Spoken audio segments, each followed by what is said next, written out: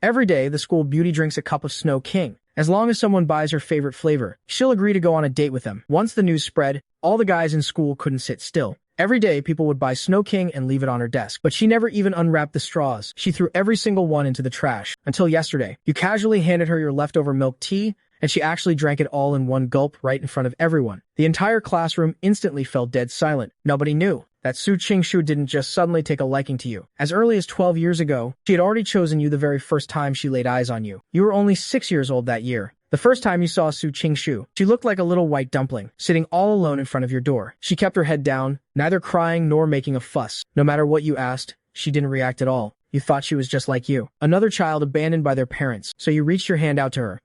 "It's cold outside. Come inside my house first." Su Qingshu slowly raised her head and stared at you for a long time with those pale red eyes. Finally, she placed her little hand in your palm. At that time, you had no idea that the exact moment you led her inside, the Su family, who had just moved into the villa district, had completely devolved into chaos. The Su family's precious little daughter had gone missing. Even more troubling was that Su Qingshu had suffered from severe autism since she was little. She was extremely sensitive to sounds, unfamiliar environments, and being touched by others. She had never gone outside by herself before. Mr. Su locked down the entire villa district and took his men to search house by house. Just as he was getting so frantic, he was about to lose his mind. He suddenly noticed a faint light glowing from a house in the distance. That house was supposed to be vacant. Mr. Su quietly approached, peeking inside through the slightly ajar door. The very next second, he froze completely in place. In the dimly lit living room, you were curled up on the sofa, fast asleep, and his daughter, who never allowed strangers anywhere near her, was right now holding you tightly, having stayed awake all night. She used those pale red eyes to stare vigilantly at the door,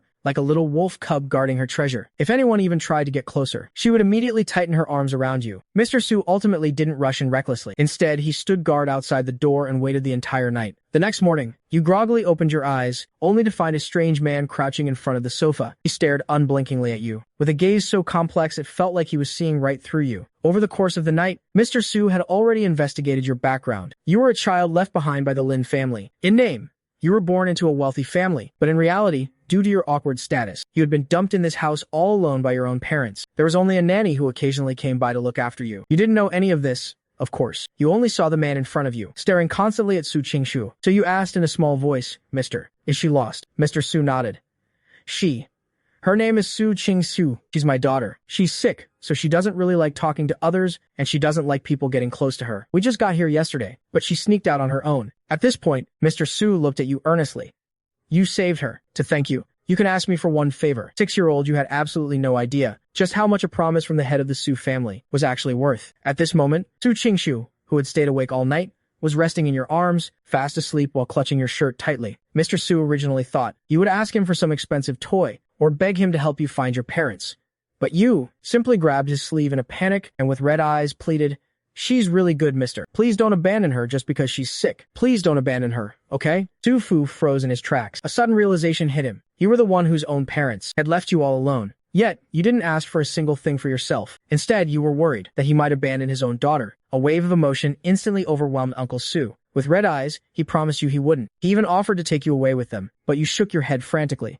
"I want to stay here. Mom and Dad will be worried if they come back and can't find me." You followed the Su family all the way to the courtyard gate. When Uncle Su carried Su Qingshu into the car, you stood behind the iron gates. You couldn't hide the envy in your eyes no matter how hard you tried. It's so nice that her dad came to take her home. You always thought it was because you used to be too clingy and too disobedient. That was why Mom and Dad didn't want you anymore. As long as you became well-behaved and independent enough, they would surely come back to get you one day. The car disappeared at the end of the road. You returned to the cold, empty house all alone. You poured yourself a glass of cold milk. Only a few hard, stale cookies were left on the table. You chewed on them, bite by bite, while your tears kept falling into the glass. After eating, you stood under the eaves just like usual, waiting for Mom and Dad to come back. You waited from morning until noon, and from noon until the afternoon, until 2 p.m., a luxurious black car suddenly pulled up outside the gate. Your heart skipped a beat. You rushed toward the gate like crazy. "Dad."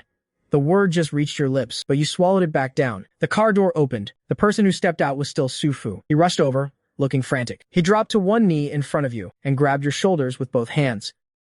"Kid, Uncle needs to ask you a favor. Qingshu is refusing to let anyone examine her since she woke up. She won't let anyone get near her, but she's running a high fever. Could you come back with me and keep her company for a bit?" You remembered what your teacher had said, that you shouldn't just go off with strangers. Seeing your hesitation, Su Fu hurriedly explained. Her mother is out of town for a closed-off research project. She can't come back right now. Qingshu is only willing to let you near her. If she keeps refusing treatment, he's only going to get worse. By the time her mom comes back, who knows? Ji might not even let her own mother get close to her either. Those words pierced your heart like a sharp needle. You knew better than anyone what it felt like to not see your mother. You threw all your hesitation out the window. You nodded immediately. Let's go, uncle. Su Fu scooped you up into his arms and sprinted toward the car. A dozen minutes later, the car pulled up outside the Su family villa. Su Fu carried you all the way up to the second floor. He stopped in front of a half-open door. He set you down on the floor. He lowered his voice.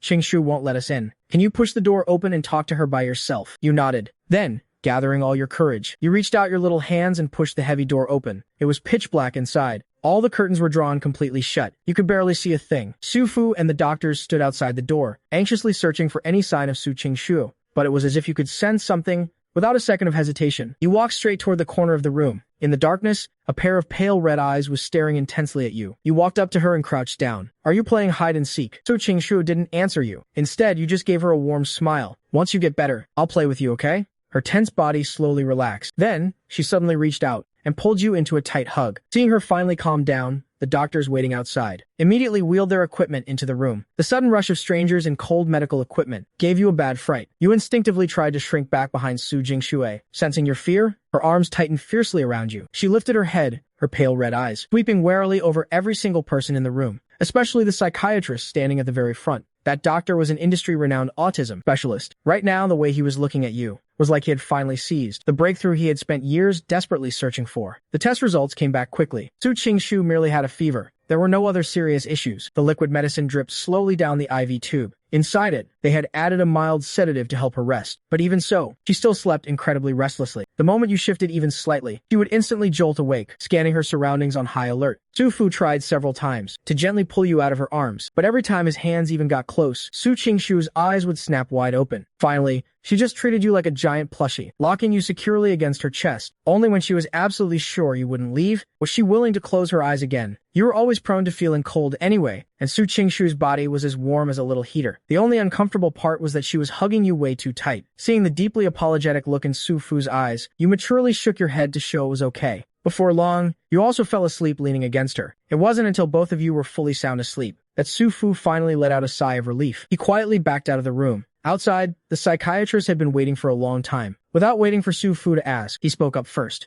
Before this boy showed up, I only had a 10% chance of getting the young miss to gradually accept the outside world. But now, I'm at least 70% sure. Su Fu's eyes instantly lit up, but the psychiatrist frowned and asked, has the young miss ever met this child before? Never. The doctor froze in complete shock. After a long while, he finally spoke, half joking. For her to develop such intense security and reliance upon their very first meeting, could it really be a bond forged in a past life? When you woke up again, it was because you were starving. The moment you opened your eyes, you found yourself staring right into Su Qingshu's pale red eyes. She seemed to have been awake for a while, just staring at you without moving a muscle. You gathered your senses and asked softly, are you feeling any better? Su Qingshu didn't react. Like a little grown-up, you tried to coax her. Your mommy and daddy love you very much. You have to be good and take your treatments from now on. I have to go home now. Saying that, you tried to squirm out of her embrace, but her arms were locked around you like a vice. You couldn't move an inch. You had no choice but to keep coaxing her. I'll come back and play hide and seek with you next time. Su Qingshu still refused to let go. With a hoarse and slightly strange tone, she spoke, emphasizing every single word. Don't go. Together. Forever. As soon as the words left her mouth, her arms tightened even more. You were being squeezed so hard it hurt. Tears instantly welled up in your eyes. It hurts. Mommy. Daddy. I want to go home. Take me home. Hearing the crying, Su Fu immediately rushed into the room. Ignoring Su Qingshu's resistance, he directly pulled you out of her arms. Su Qingshu instantly lost control. She glared fiercely at Su Fu and screamed in a shrill voice, he's mine. But Su Fu didn't hand you back to her. He simply looked at his daughter with a stern expression. He is not anyone's property. He only belongs to himself. You buried your face in Uncle Su's shoulder, crying so hard you couldn't catch your breath. Su Fu gently patted your back, his heart aching for you. Uncle is so sorry on Qingshu's behalf, okay? You kept shaking your head. Uncle, I want to go home. Su Fu knew that your family's nanny hadn't returned yet. He originally wanted you to stay for dinner. He placed you on a dining chair. On the long dining table was a lavish spread of exquisite dishes you had never seen before. But you only took one glance before lowering your head in disappointment. No matter how much the uncle coaxed you, you refused to touch your chopsticks. You just wanted to go home. You were afraid that your mom and dad wouldn't be able to find you when they got back. In the end, The uncle had no other choice. He could only have the servants pack up a portion of the food and personally take you back home. But when the car pulled up outside your house, he suddenly received a call from his bodyguard. Su Qingshu had actually slipped away when no one was looking and followed another car all the way here. Right now, she was standing right outside your courtyard gate. Her little brows were furrowed. She stared stubbornly at the tightly shut door. Su Fu walked up to her and said sternly, "You just scared Xiao Yi back there." Su Qingshu frowned, looking up at him. He didn't understand. You two were just hugging each other, so why did you suddenly start crying? Su Fu crouched down to her eye level. I know you're very smart. So, until you learn how to control your strength, and until you learn to respect Xiao Yi's feelings, I won't let you recklessly approach him again. You had no idea that after you left, Su Fu had officially grounded Su Qingshu, and you definitely didn't know that the very first time Su Qingshu laid eyes on you, a single stubborn thought took over her mind. Find you. Watch you. Never let you disappear. Early the next morning, you finished washing up and were just heading to the door to wait for the nanny. But the moment the front door opened, you completely froze. Huddled by the courtyard gate was a tiny figure. It was Su Qingshu. Who knows how long she had been waiting there. Her hair and clothes were covered in a thin layer of white frost. Her little face was flushed red from the freezing cold. Why are you sleeping out here?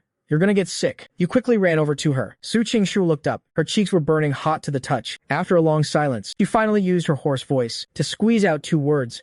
I'm sorry. You were stunned for a moment, but quickly understood. She was apologizing for hurting you yesterday. You didn't stay mad at her. It's okay. I forgive you. Just then, Su Fu hurried over from a distance. He had been searching for Su Qingshu all night long, but seeing his daughter sitting quietly beside you, he ultimately couldn't bring himself to scold her. Su Fu crouched down in front of you and asked gently, Can Uncle call you Xiao Yi? You gave a small nod. Su Fu continued, Uncle might be coming over here quite often from now on. Would you be willing to chat with Qingshu every now and then? In exchange, Uncle will also have someone take good care of you. I promise I'll never let you go hungry all by yourself again. You looked in the direction he was pointing. In front of the villa next door, a fleet of moving trucks had parked there at some point. It turned out the Su family had bought the house right next to yours overnight, and just like that, you became the only playmate Su Qingshu was willing to get close to. Honestly, rather than saying you kept her company, it was more like she was unilaterally clinging to you. She insisted on holding your hand almost every single second. If you hesitated even a little, she would open those pale red eyes and stare at you pitifully. In the end, you would always cave in. It wasn't long before you got hungry, because you only had a few cookies this morning. You weren't full at all. Right then, a servant brought over a plate of delicious-smelling pastries. You picked one up and took a bite. Your eyes instantly lit up. After finishing one, you wanted another. But remembering this wasn't your own home, you were too embarrassed to reach out for more. The very next second, a small pastry was held right up to your lips. Su Qingshu was staring at you intently. You kept telling yourself you couldn't eat another bite, but you were just so hungry. In the end, you gave in and lowered your head, taking tiny bites right from her hand until it was gone. You silently swore to yourself that this was the last piece, but every time you finished, Su Qingshu would immediately pick up another one. By the time noon rolled around, and Su Fu came to call you both for lunch, you felt so guilty you wanted to crawl under the table. Su Fu just thought you were being shy in a new place. He gently urged you to eat a little more, saying it was your reward for keeping Jingshu company, and to not hold back. You frantically shook your head. But before you could even explain, Su Qingshu had already picked up a giant chicken leg and smoothly brought it right to your lips. You blinked, then let out a guilty little burp. The couple looked at you, then at the plate of pastries on the table that was more than half empty. Suddenly, everything made sense to them. He didn't know whether to laugh or be mad. That afternoon, Su Qingshu officially began her psychological therapy. The therapist laid out a picnic mat on the lawn, planning to use your presence to help guide her into slowly adapting to the outside world. You stayed seated right beside Su Qingshu the whole time, even though she clearly still didn't like the therapist. Having you there made her surprisingly cooperative with the whole session. But a kid's energy only lasts so long. After playing for a bit, you were so sleepy you could barely keep your eyes open. You kept yawning non-stop, and before long, you fell fast asleep resting on Su Qingshu's shoulder. Sensing that you were completely out, the softness that had been on Su Qingshu's face instantly vanished, turning ice cold. She looked up, her gaze bypassing your sleeping figure, to lock dead onto the therapist sitting nearby. Seeing that the session was over for the day, the therapist was just getting ready to slip away quietly. But the moment he stood up, he met Su Qingshu's pale red eyes. Her stare was freezing and intensely guarded, nothing like the look a 7-year-old should have. It made the therapist's scalp prickle with dread. Only when his figure completely disappeared from sight did Su Qingshu slowly retract her gaze. In your sleep, you unconsciously let go of her hand. Su Qingshu glanced down at it, and her brows instantly knitted together. She gently scooped up your hand with her right hand, placed it right back into her left hand, and tightened her fingers, locking your hands tightly together once more. Only when that was done did a faint, satisfied smile appear on her lips. Without letting go, you slept straight through to the evening. In the end, it was the uncle who gently woke you up. You rubbed your eyes, and groggily mumbled, "Uncle." He responded with a warm smile. But seeing you smile at someone else, Su Qingshu's face instantly darkened. She didn't throw a tantrum, but merely pressed her lips tightly together, gripping your hand just a little bit tighter. After dinner, a male servant took you to the guest bedroom to wash up. Meanwhile, Su Qingshu crouched outside your door, ears perked up as she listened closely to the sounds inside. She was terrified you might pull a stunt like last night, just suddenly vanishing from her world. The second you stepped out in your pajamas, she stuck right to your side. Su Qingshu had assumed that you'd stay and sleep beside her tonight too, but instead, you walked right to the front door, smiled and waved at her. Bye-bye, Su Qingshu. I'll come play with you tomorrow after school. Su Qingshu had no idea what after school meant. All she knew was that you were smiling so happily. Even though every part of her hated it, she awkwardly mimicked your gesture, raising a hand to wave goodbye. She watched the servant carry you away, quietly etching your words into her mind. Tomorrow, she'd definitely wait for you by the door even earlier, and sure enough, at 4:30 a.m., the next morning, Su Fu was shaken awake by his daughter. Father and daughter sat in the living room, staring blankly at each other. Su Fu rubbed his throbbing temples. It's way too early right now. Xiao Yi isn't even out of bed yet, but Su Qingshu looked at him with dead seriousness and asked, why can't Qingshu go to kindergarten with him? Su Fu refused without a second thought. No. Su Qingshu's brows instantly furrowed.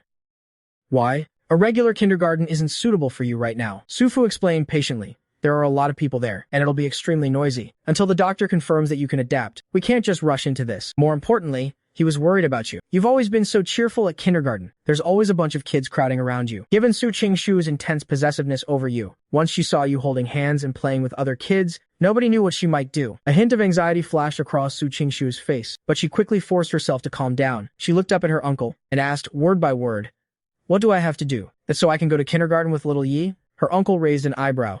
This was his chance. Cooperate with the doctor's treatments. Once the doctor thinks you're ready for a normal kindergarten environment, you can go to school with little Yi. Do we have a deal? Su Qingshu didn't answer. She turned around and walked straight up to the third floor, finally stopping in front of the massive floor-to-ceiling window. From up here, she had a crystal-clear view right up to your front door. 4:30 a.m. Su Qingshu just stood there by the window, waiting for you to leave the house, but she ended up waiting for 4 whole hours. It wasn't until 8:30 a.m. that a bright yellow school bus pulled up outside your house. Su Qingshu finally saw you, wearing your little backpack, running outside. But before she even had the chance to run downstairs, you were already stepping onto the bus. In just one short minute, that tiny silhouette completely vanished from her sight. She stood before the floor-to-ceiling window, watching the school bus drive out of the villa district. Her eyes grew darker by the second. So going to kindergarten wouldn't just take you away from her. It meant she wouldn't get to see you for an entire day. But what Su Qingshu didn't know was, half an hour later, you were going to meet another girl at kindergarten, and that girl would become the person she hated most in the world. Half an hour later, Lin Yi, you're finally here. My dad baked me some cupcakes. Try some, okay? You had barely stepped into the cherry blossom class, and before you could even make it to your seat,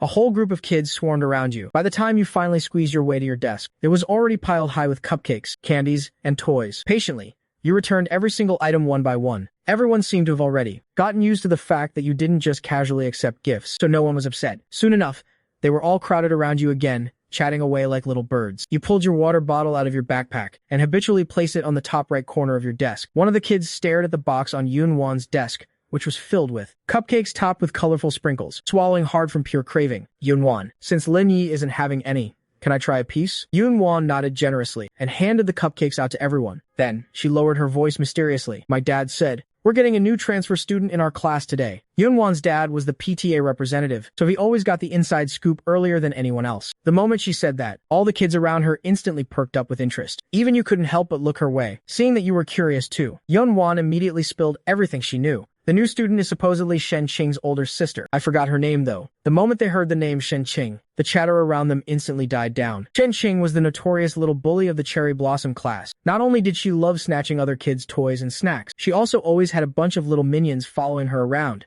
picking on everyone else. Her older sister probably wasn't going to be easy to get along with either. Right before the first class started, Miss Zhang sure enough led a new student up to the podium. All right kids, today, the Cherry Blossom class is welcoming a brand new member. Her name is Shen Yu. Let's all give her a big round of applause. The rumor that Shen Yu was Shen Qing's older sister had already spread. Only scattered applause echoed through the classroom. But you were the only one smiling, your eyes curving into crescents, clapping your hands as hard as you could. Your crisp applause stood out clearly. Everyone turned their heads to look. Seeing how warmly you welcomed Shen Yue, the other kids' hostility toward him faded a bit. The applause gradually grew louder. Miss Zhang looked at you, her eyes softening considerably. Shen Yu, would you like to introduce yourself to everyone? Shen Yu's bangs were a little long, hanging low and covering most of his eyes. It made him look exceptionally gloomy. He looked down at the class in silence, without saying a single word. The atmosphere gradually grew awkward. Miss Zhang hurriedly tried to smooth things over. It seems our new classmate is a little shy. Everyone please take good care of him from now on. The kids in the Cherry Blossom class all shared one very long table. Miss Zhang thought for a moment, and purposely seated Shen Yu right next to you. Xiao Yi, Miss Jiang said, I'm leaving the task of helping our new classmate get used to things to you. Is that okay? You have a gentle personality and you're very polite. Not only are you popular with the other kids, you're also one of the teacher's favorite students. Miss Jiang felt that having you guide the quiet and introverted Shen Yu might help him fit in with the class much faster. You nodded earnestly. Okay, but for the entire morning, no matter how much you tried talking to Shen Yue or handed him picture books and toys, he acted like he couldn't hear you at all. He just sat there in complete silence. You weren't angry about it though. On the contrary, the kids who liked playing with you grew more and more upset. How can the new kid just ignore Lin Yi the whole time? That's so rude. After the afternoon nap ended, it was time for today's outdoor practical class. The teachers had prepared a bunch of strawberry seedlings. They were going to teach everyone how to transplant them into small pots. The strawberry seedlings on the cart were lush and green, and a few of them had even sprouted tiny white flowers. The kids lined up to get their strawberry seedlings. Everyone quickly formed a line. Only Shen Yu remained sitting alone in his seat, completely out of place with his surroundings. You looked at him, suddenly remembering Su Qingxue, whom you had just met last Friday. Would she be feeling lonely staying home all by herself too? Soon it was your turn to get a strawberry seedling. You looked up and asked, Miss Jiang, can I grab a pot for Shen Yue too? Of course you can. During transport, a few of the strawberry seedlings had been accidentally crushed. The most severely damaged one among them had over half of its branches and leaves snapped off. It was hard to tell if it would even survive. The teachers had originally planned to throw these damaged strawberry seedlings away, but you picked out the healthiest looking pot first and then scooped up the most severely injured one. Miss Zhang quickly reminded you, Xiao Yi, there are still plenty of perfectly good strawberry seedlings left. No one is going to miss out. You tilted your head, a faint smile appearing on your lips. I know, but I want this one. Even if it isn't perfect, it shouldn't just be thrown away. Miss Jiang froze for a moment and didn't try to persuade you otherwise. You placed the healthiest strawberry seedling in front of Shen Yu, while holding on to that heavily damaged seedling yourself, studying it closely to figure out how to save it. Right as you sat down, Chen Qing walked over with her 3 little lackeys. Lin Yi, I forbid you from helping Shen Yue. She had disliked you for a long time now. It was one thing that you were popular with the other kids, but even the teachers blatantly favored you. You had basically stolen all the spotlight she wanted for herself. You shot her a baffled look and furrowed your brows slightly. Shen Qing raised her fist and threatened fiercely. If I catch you helping him again, I'll beat you up every single time I see it. The girls standing behind her clenched their little fists as well. Did you hear what our boss said? Although they acted tough, they were actually a bit scared. Seeing that the strawberry seedlings were almost completely handed out, afraid of being caught, the group quickly hurried away. You watched their retreating backs, lost in thought. But when you pulled your gaze back, you found Shen Yu glaring at you ice coldly. You unconsciously touched your face. Is there something on my face? Stay away from me. Shen Yu finally spoke, his voice so detached it didn't hold a trace of warmth. I don't need your charity. After all, anyone who treated him well would eventually take that kindness back. If he was destined to lose it, it was better not to have it in the first place. The teacher soon began explaining how to transplant the seedlings. With the teacher's help, the children planted the strawberry seedlings into their pots, stuck on their name tags, and lined them up neatly on the outdoor racks. Everyone lined up to wash their hands. You were about to follow them and leave when you saw Mr. Jiang pushing the leftover strawberry seedlings away. Hearing you call out to him, Mr. Jiang stopped in his tracks, bent down, and asked, What's wrong, Xiao Yi? You pointed at the broken seedlings on the cart. Are you going to throw these away? The healthy as extra ones can be planted in the flower beds, but for these few severely damaged ones, if no one takes careful care of them, they'll most likely wither away soon. Mr. Jiang nodded. You blinked. Then can I have them? You wanted to take them home and plant them. Mr. Jiang smiled. Of course you can, but they might not survive. That's okay. Even if they don't make it in the end, you still wanted to give it a serious try. Mr. Jiang handed the seedlings over to the school bus driver ahead of time, so they could be given to you when school let out. Because of this slight delay, by the time you reached the restroom at the end of the hall, most of the other kids had already gone back to the classroom. Crash! A loud noise suddenly erupted from behind you, followed immediately by the sound of glass shattering on the floor. You were so startled that your eyes went wide. Before you even had time to turn around, Shen Qing's bossy voice rang out from inside. When the teachers get here in a minute, you're going to say you broke the window. You hear me? By the communal sinks, Shen Yu stared at him with a dark, gloomy gaze. Shen Yu, are you mute? Shen Qing absolutely hated it when he just stood there silently. One of his little lackeys chimed in to advise their boss, we're the only ones here. As long as we all say Shen Yu broke it, it won't matter even if he denies it. Shen Qing thought that made perfect sense. He smugly tilted his chin up. You better know what's good for you. With that, he turned to leave with his gang of lackeys, but just as they rounded the corner, they spotted you standing right there. Shen Qing's expression instantly fell. How much did you hear? You pressed your lips tightly together, every single word, figuring that threatening one kid was the same as threatening two, and that adding you to the mix didn't make a difference. Shen Qing took a few menacing steps forward. Then you better keep your mouth shut. Otherwise, before he could even finish his threat, the teacher's anxious voices called out from nearby. What happened? Is anyone hurt? Having heard the sound of shattering glass, a few teachers rushed over immediately. Fu Shenqing immediately played the victim. It was Shen Yue. He was playing with a ball by the sinks and accidentally broke the window. Usually, in the entire kindergarten, the ones who loved causing trouble the most were Shen Qing and his lackeys. So naturally, the teachers weren't just going to take his word for it. Mr. Zhang looked over, softening his voice as he asked Xiao Yi, "Can you tell me what just happened?" Shen Qing immediately shot you a threatening glare. Right at that moment, Shen Yu walked out from the restroom. "I broke it." The teachers were taken aback. They couldn't help but feel that something was off. Shen Yu, however, was already used to taking the fall for Shen Qing. No matter what the truth was, his family would always choose to believe Shen Qing in the end anyway. "That's not true. Your expression was dead serious." Her voice was exceptionally firm. Shen Qing broke the window, and she even threatened Shen Yu, making Shen Yu take the blame for her. Shen Yue sharply turned her head to look at you. "Didn't I tell you to mind your own business?" You ignored her, and simply kept your eyes on the teacher. Shen Qing had been a spoiled bully since she was little. There was no way she could handle being exposed to her face like that. Furious, she rolled up her sleeves and lunged forward to shove you. "Shen Qing." Teacher Zhang sternly shouted at her. "Everything that happened today will be reported exactly as it is to your mother." Mother. Hearing that word, the fearless, arrogant Shen Qing from a moment ago instantly deflated. Teacher Zhang turned to you and said, "Xiao Yi, take the new student back to the classroom first. They're handing out today's snacks." You obediently nodded. On the way back, Shen Yu followed behind you. Suddenly, she asked in a low voice, "Why bother? What good does offending Shen Qing do you?" You stopped in your tracks, turned back to look at her, and said, "It's very important to me." Shen Yu froze for a moment, then lowered her head and let out a self-deprecating laugh. "A kid like me, who doesn't have a dad to protect her. What is just meant to be bullied by anyone?" The Shen family's marriage had originally been a business alliance. Shen Yu's biological father passed away when she was very young. Not long after, Mother Shen, having taken complete control of the family, brought her childhood sweetheart into their home. Along with him came a daughter, who was only 9 months younger than Shen Yu. That daughter was Shen Qing. From then on, Shen Yu's status in the Shen family plummeted. That stepfather was excellent at playing pretend. In just half a year, Mother Shen grew entirely disgusted with her own biological daughter. Over the years, Shen Qing and her father never stopped framing her. Even those who initially believed Shen Yue gradually started to think that her personality had drastically changed after losing her father, and to drive away her stepfather and stepsister. She had simply become increasingly vicious. As time passed, Shen Yu stopped expecting anyone to believe her. Everyone was going to hate her in the end anyway. What difference did it make if it was sooner or later? Hearing her unnervingly calm, almost numb tone, your eyes immediately grew red.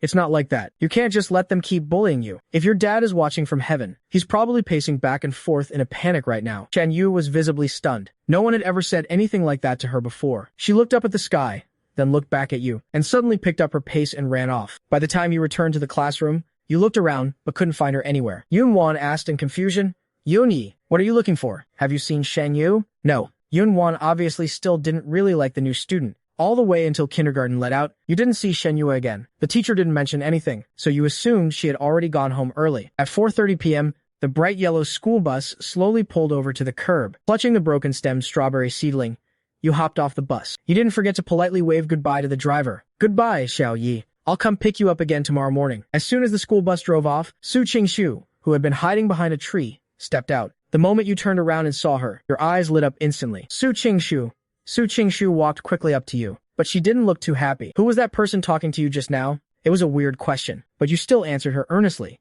"That was the school bus driver." Hearing this, Su Qingshu pressed her lips together and said nothing more. You immediately held out the thing in your arms to show her. "I brought you a present." Su Qingshu didn't have any actual interest in the strawberry seedling, but she still took it right away. With her other hand, she naturally reached out and took yours. Hand in hand, the two of you walked back to the Su family home. After the maid took your backpack and water bottle, you pulled Su Qingshu over to the flower bed. "Let's plant them here, okay?" "Okay." A worker quickly brought over some tools, weeding and loosening the soil, planting and watering until all the strawberry seedlings were finally in the ground. The sky had already grown dark. You were so busy, you were sweating profusely. The servants were worried you'd catch a cold, so they took you back to your room to change clothes first. When Mother Su came home from work, the first thing she saw was her daughter crouching by the flower bed, staring intently at the few newly planted seedlings. She raised an eyebrow. "Xiao Yi brought these back, didn't she?" Mother Su knew that. She really couldn't think of anyone else whose belongings could make Su Qingshu care so much. Su Qingshu didn't answer. Mother Su was already used to it, so she just continued talking to herself. "The leaves are badly damaged. They might not survive." Su Qingshu whipped her head around. "How do I make them live?" "Take good care of them." Su Qingshu looked back at the strawberry seedlings. "If they die, you'll definitely be heartbroken." She remembered the way you were crying earlier, and her heart suddenly clenched. After dinner, Yu and Su Qingshu sat close together reading a picture book. You were reading so earnestly, but her mind wasn't on the book at all. She just stared down at your intertwined hands. After a long while, she suddenly asked, "Does anyone hold your hand like this at kindergarten?" You nodded. Su Qingshu's face instantly darkened. Have they held it a lot? You sensed that she didn't seem too happy, but after hesitating for a moment, you nodded anyway. A lot of people?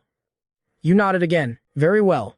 Su Qingshu took a deep breath, trying hard to maintain her composure. Tell me everything that happened at kindergarten today. It suddenly dawned on you. So Qingshu is upset because she can't go to kindergarten. That's why she's unhappy. Wanting to make her like kindergarten, you immediately smiled brightly and started recounting everything that happened today. From Yunwan giving out little cakes, to Shen Yu transferring schools, and then to you testifying for Shen Yue, you spared almost no detail. You told the stories with such enthusiasm, completely unaware that after hearing it all, Su Qingshu was so furious her lungs were about to explode. Over the next few days, you gradually formed a habit. Every day after school, you would tell her all about your life at kindergarten. You didn't even realize it yourself, but you started looking forward to coming home every day. In the past, to avoid being late, you would set several alarms in advance. You didn't need to do that anymore. Every morning, Su Qingshu would come right on time to wake you up, hold your hand while you ate breakfast together, and then personally walk you to the school bus. In the afternoon, the moment the bus doors opened, she was always the first person you saw. She would take your backpack and water bottle and hold your hand as you walked home together. One early morning, Mother Su surprisingly had some free time, since it happened to be raining. She accompanied Su Qingshu to drop you off at the bus. The teacher looked at the tall and small figures standing next to you and smiled, asking, "Xiao Yi, are your mom and sister dropping you off at school today?" Hearing the word mom, you suddenly froze. Your nose inexplicably started to sting. Mother Su knew that you had a deep attachment to your biological parents, so she didn't falsely claim the title. She simply explained gently, "I'm Xiao Yi's aunt." The teacher hurriedly apologized. Once you were safely seated on the school bus, Mother Su stood in the misty rain and waved at you. "Xiao Yi, Qingshu and I will be waiting for you at home." Home.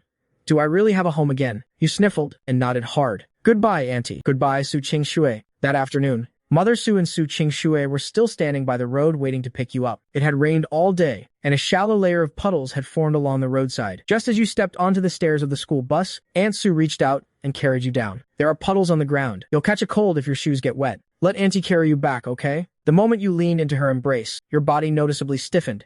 In your memories, your mother's embrace felt just like this. Warm and safe. A layer of mist welled up in your eyes. You whispered, "When my mom hugged me, that she was as warm as you, Auntie. But I'll never get to feel it again." Aunt Su placed you down under the awning. She didn't press the matter, only crouching down to gently rub your head, though she only dared to do it once, because right next to you, Su Qingshu's face had darkened, staring at her with a cold, piercing gaze. With winter break approaching, the Cherry Blossom class welcomed another transfer student. When the teacher stood at the podium and announced, "All right, kids, we have our second new member this semester. Her name is Su Qingshu." But Su Qingshu, who was supposed to walk in with the teacher, was already sitting right next to you. In her hand, she held a small pastry, patiently asking you, "You only ate a little bit." As you sluggishly shook your head, she coaxed, "If you don't want to eat, then drink some water." A few nights ago, you had indigestion from eating too much rice cake. Your appetite had been poor lately, and today you hadn't even eaten breakfast. Su Qingshu frowned as she brought the water bottle to your lips. It wasn't until you took 2 small sips that her tense expression finally relaxed a bit. The moment she put the bottle down and looked up,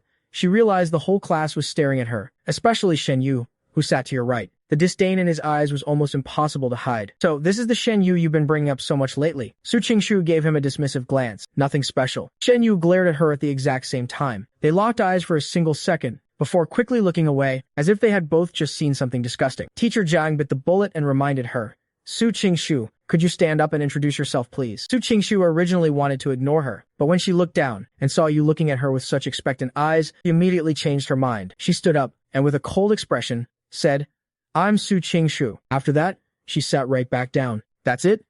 Teacher Zhang felt a headache coming on, but smoothly covered for her. After all, this new student had an extraordinary background. 3 days ago, the principal had demanded all teachers arrive early, and the entire kindergarten, inside and out, was given a massive deep cleaning. All just to welcome the young miss of the Su family and her parents. On her very first day at kindergarten, Su Qingshu completely monopolized you. She didn't let anyone else get close. This bossy behavior quickly sparked outrage among all the kids in the Cherry Blossom class, especially Yunwan. In just one morning, she ran to tattle to Teacher Zhang 4 times, and every single time, it was about Su Qingshui. Teacher Zhang's head was spinning from it all, so she had no choice but to go over and handle it herself. At the time, Su Qingshu was waiting outside the restroom. "Su Qingshu, why won't you let the other kids play with Xiao Yi?" Su Qingshu lifted her gaze and coldly spat out a single word. Mine. Teacher Jiang was stunned for a moment. Right then, you walked out of the restroom. Su Qingshu immediately went up to you. She adjusted the faucet to warm water, expertly rolled up your sleeves, and after making sure the water temperature was just right, she gently took your hands and placed them under the stream, washing them carefully. Is it too cold?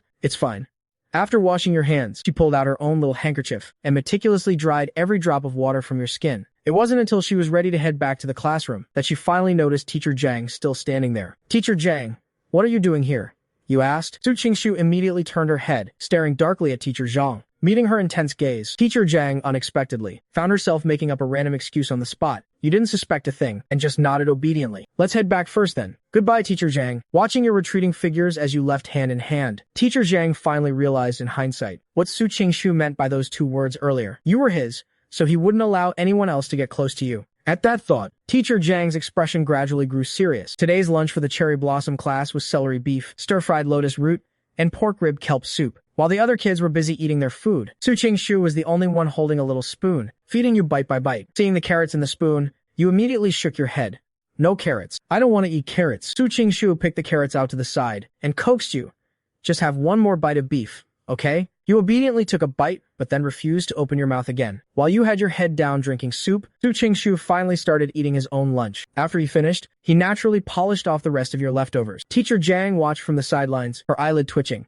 Before Su Qingshu transferred here, you had always been the most worry-free kid in the class. To think that on his very first day, you had already picked up the habit of being a picky eater. After lunch came nap time. The Cherry Blossom class had always separated boys and girls for naps. The beds were neatly arranged on opposite sides of the classroom. This time, you and Su Qingshu had to be separated. What was even harder for Su Qingshu to accept was that the person lying next to him was actually Shen Yue. He looked at you, then at the massive gap between you two, his face growing darker by the second. No way.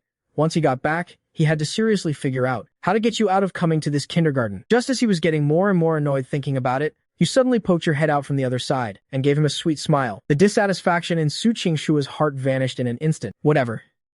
As long as he could still see you, this half-hour nap time didn't seem so unbearable anymore. But actually sleeping was out of the question. He lay on his pillow, staring intently at you without blinking. The blanket hid most of your body, leaving only your fuzzy little head poking out. No matter how Su Qingshu looked at it, he found you incredibly cute. But the very next second, Teacher Jiang pulled up a chair and blocked his line of sight. Close your eyes and sleep. Su Qingshu completely ignored her, but since he wouldn't close his eyes, Teacher Jiang just stood her ground. After a brief standoff, he could only reluctantly close his eyes. Teacher Jiang stood there a little longer before quietly walking away. Almost the exact moment her footsteps faded away, Su Qingshu immediately opened his eyes again. But then, he saw Teacher Zhang sitting right in front of your bed, completely blocking you from view. Su Qingshu's face instantly turned as black as the bottom of a pot. The afternoon extracurricular activities irritated him even more. There were just way too many kids wanting to play with you. He couldn't fend them all off. And the worst part? You actually wandered off with them. Su Qingshu stood there all alone, pressing his lips tightly together, his gaze growing colder by the second. Surrounded by a flock of kids,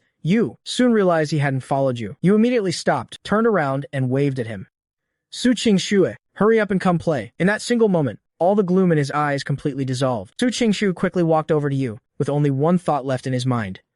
Whatever, as long as you're happy, that's all that matters. The strawberry seedlings planted days ago had already started bearing fruit, except for yours, because your strawberry seedling had drowned a long time ago. It wasn't that you didn't take care of it properly. Quite the opposite, actually. Because you were so popular in the class, every time the other kids watered their own strawberries, they would conveniently water yours as well. A little water from one kid, a little from another. In the end, your strawberry seedling became the very first one in the class to drown to death. At 3:50 p.m., the Cherry Blossom class was dismissed right on time. Just as you and Su Qingshu were getting ready to leave, Shen Yue suddenly called out from behind, stopping Lin Yi. You turn around in surprise. Shen Yue holds out his potted strawberry plant to you. Nestled among the dark green leaves are 3 or 4 berries that haven't fully turned red yet. He seems to have already guessed you'd refuse and has his excuse ready. Chen Xing has always had it out for me. If I keep this, you won't let these strawberries grow in peace. You ask tentatively, should I take care of them for you for now? You carefully cradle the flower pot in your arms. Shen Yue pauses for a moment. Then he says in a low voice, about you standing up for me the other day. I still haven't apologized to you. The tips of his ears quietly turn red. After he finishes speaking, he shoots a deliberately provocative look at Su Qingshu. Su Qingshu keeps his eyes lowered,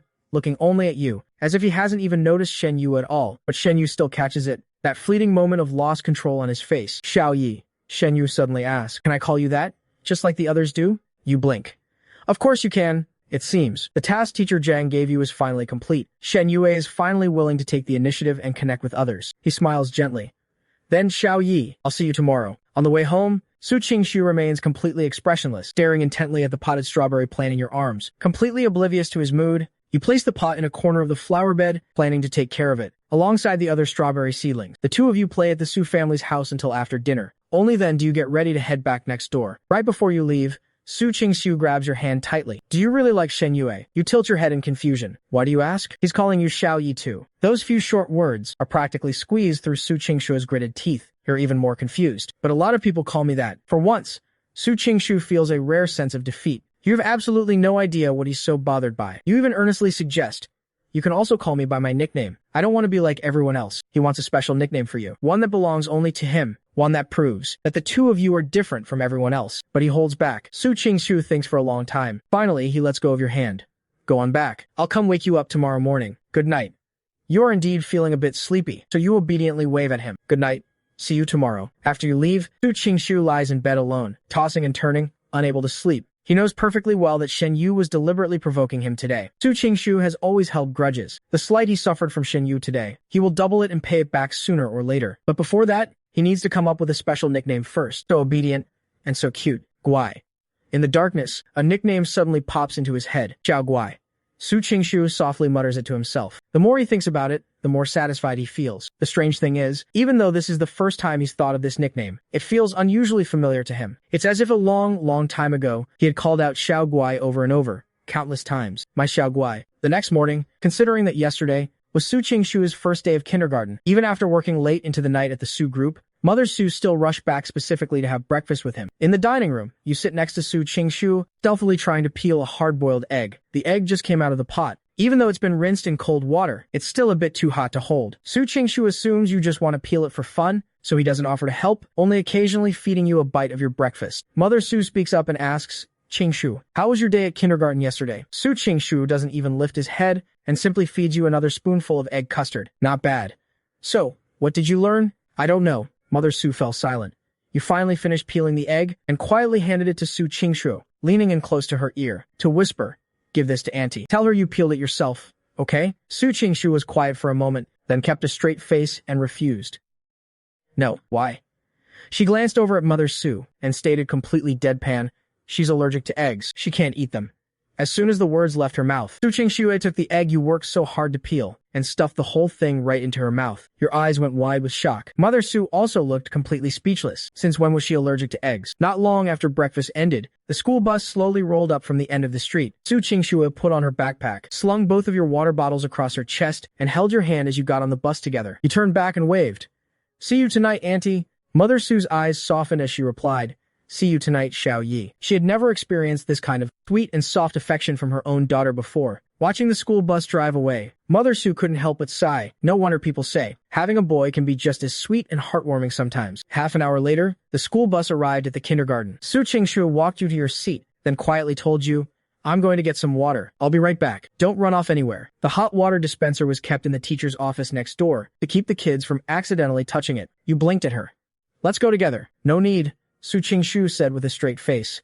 I'll be right back. The moment she left, Shen Yu, who had been pretending to sleep on his desk, sat straight up and pulled a big, bright red apple out of his backpack. Xiao Yi, this is for you. The apple was huge. You could barely hold it with both hands. You always felt that when you received a gift, you should give something back in return. But before, you never really had anything to give anyone, so you rarely accepted things from others. Today was different, though. You smiled and thanked him, placed the apple on your desk, and then dug into your backpack, pulling out a few sour sugar-coated fruit gummies. These candies were from yesterday, when you helped out one of the servant boys, and he gave them to you as a reward. You handed them over to Shen Yu. Su Qingshu returned with the water. As soon as she walked in, she saw you and Shen Yu huddled together chatting. She didn't know what Shen Yu had just said, but it actually made you laugh out loud. To Su Qingshu, the sight was incredibly irritating. She walked back to your side, her face completely expressionless, and immediately spotted the apple on the desk. Just as she was about to ask about it, Shen Yu beat her to the punch.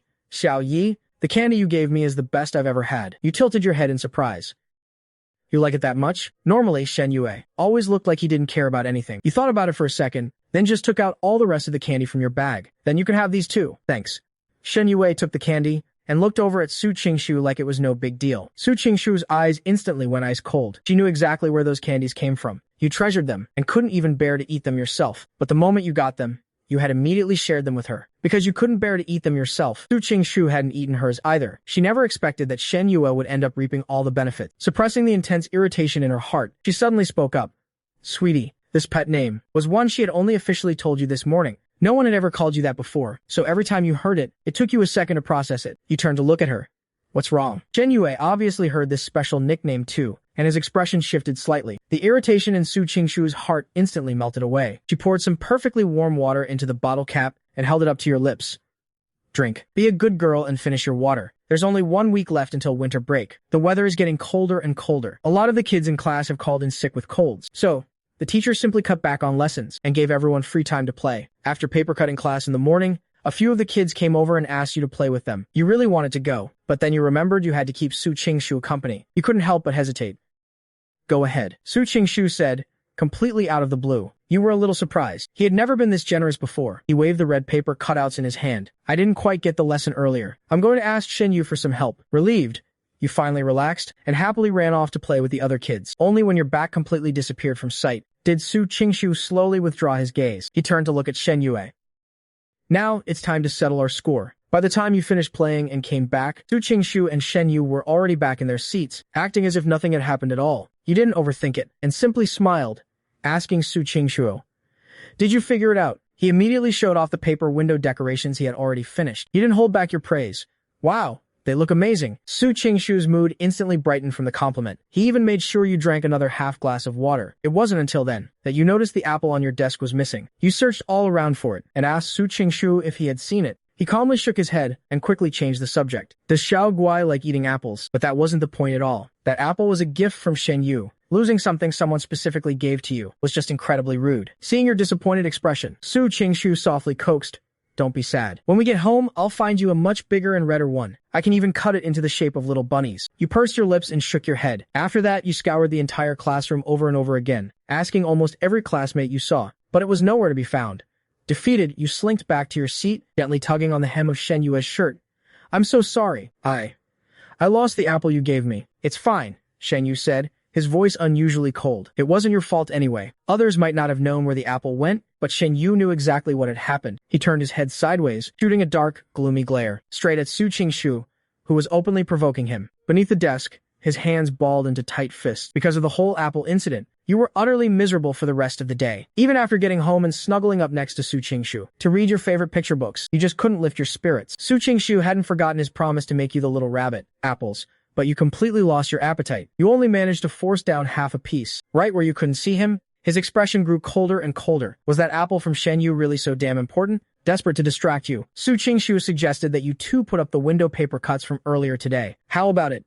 You thought for a moment and gave a gentle nod. While he went to grab the double-sided tape, you hopped off the couch, planning to get the paper cuts ready first. But your backpack was completely empty. Su Qingshu must have packed the paper cuts into his own bag. You unzipped his bag, and sure enough, you found the stack of red paper cutouts. But as you pulled them out, a flimsy, lightweight candy wrapper fluttered out and dropped to the floor. You bent down to pick it up, but the longer you stared at it, the more familiar it looked. In the bottom right corner of the clear plastic, there was a little cartoon orange wedge printed on it. Out of all the gummies the servant boy had given you, there was only one orange-flavored candy. You remembered it perfectly, but you had clearly taken every single one of those candies and given them to Shen Yu today. So why? Why was this wrapper sitting inside Su Qingshu's backpack? Right at that moment, Su Qingshu walked back in with the double-sided tape. Xiao Guai. You clutched the candy wrapper tightly, turning your head to look at him. Why is this in your bag? And what about that apple? Did Su Qingshu really not know where it went? Seeing the candy wrapper, she furrowed her brows slightly. A flash of annoyance crossed her face. Xiao Guai, don't accept things from other people, okay? Whether it's apples or candy, as long as you want it, I can give it to you. Su Qingshu just couldn't accept it. The things you cherish were actually from someone else. You didn't reply and just quietly asked where the apple was. At this point, she knew she couldn't hide it anymore. The trash can. You looked at her in disappointment. Xiao Guai, don't be mad. Su Qingshu slowly stepped closer, lowering her voice to coax you. I'll get you lots of apples, all right? You didn't say a word. The window paper cutting we had agreed on didn't happen either. No matter how much she tried to coax you, you just sat silently on the sofa. Su Qingshu didn't understand. It was just an apple, wasn't it? Why was it worth getting so angry over? As the sky gradually darkened, you clumsily hopped off the sofa. Goodbye, Su Qingshu. I'm going home. With that, you turned and walked toward the door. Su Qingshu's face darkened, and she didn't chase after you. She just watched you walk away step by step until you disappeared from her sight. At 7 p.m., Mother Sue finished her day's work and returned home. The living room lacked its usual sound of the two kids chattering together. It seemed unusually quiet. She was a bit surprised.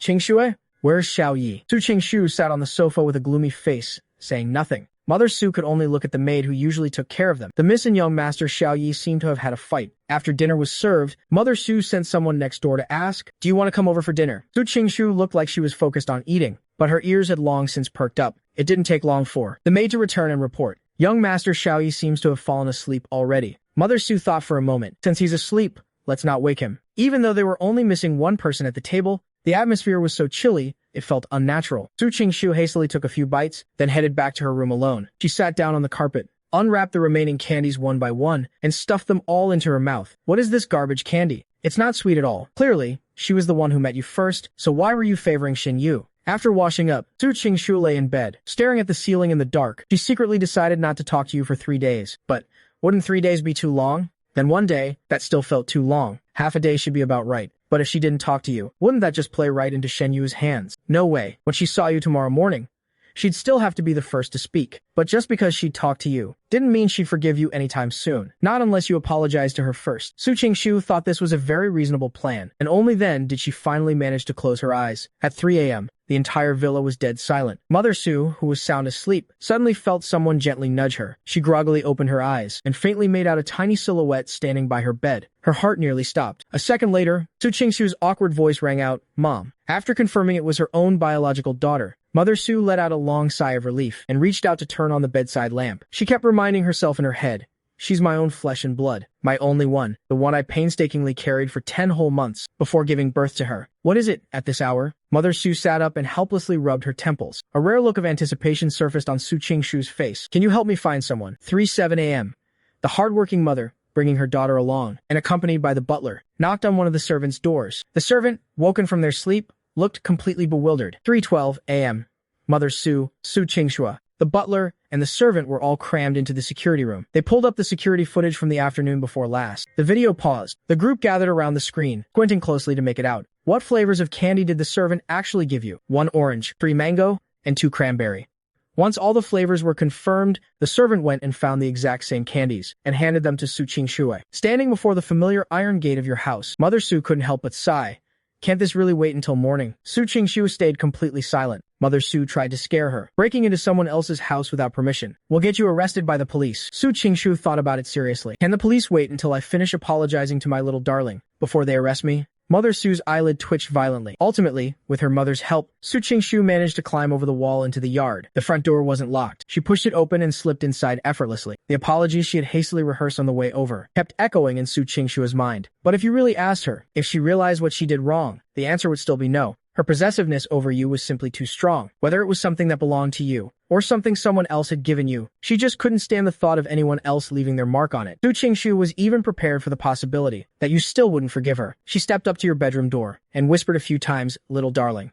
Little darling." But there was no response from inside. Su Qingxue suddenly felt an inexplicable wave of panic rise in her chest. She called out a few more times, but it was still dead quiet. Throwing all caution to the wind, she shoved the door handle down and rushed inside. She had been to your room countless times before. Su Qingxue navigated to your bedside with practiced ease and reached out to touch your forehead. It was burning hot to the touch. Her face instantly drained of color. "Little darling." Soon, the entire Su family villa was brightly lit. A pediatrician from the private hospital was also rushed over on an emergency call. Su Qingxue sat by the edge of the bed, holding her hand tightly. Her lips kept trembling, but she couldn't utter a single word. Your cheeks were flushed bright red from the fever, and the loose hair on your forehead was soaked with sweat. You were curled up completely under the blankets, and your breathing was noticeably heavier than usual. "Don't be scared, Qingxue. The doctor is already on the way." Mother Su comforted her softly. The resident doctors at the Su estate were mostly psychologists, so when it came to a child's high fever, they could only provide basic first aid for now. Su Qingxue didn't say a word, her eyes fixed dead on you.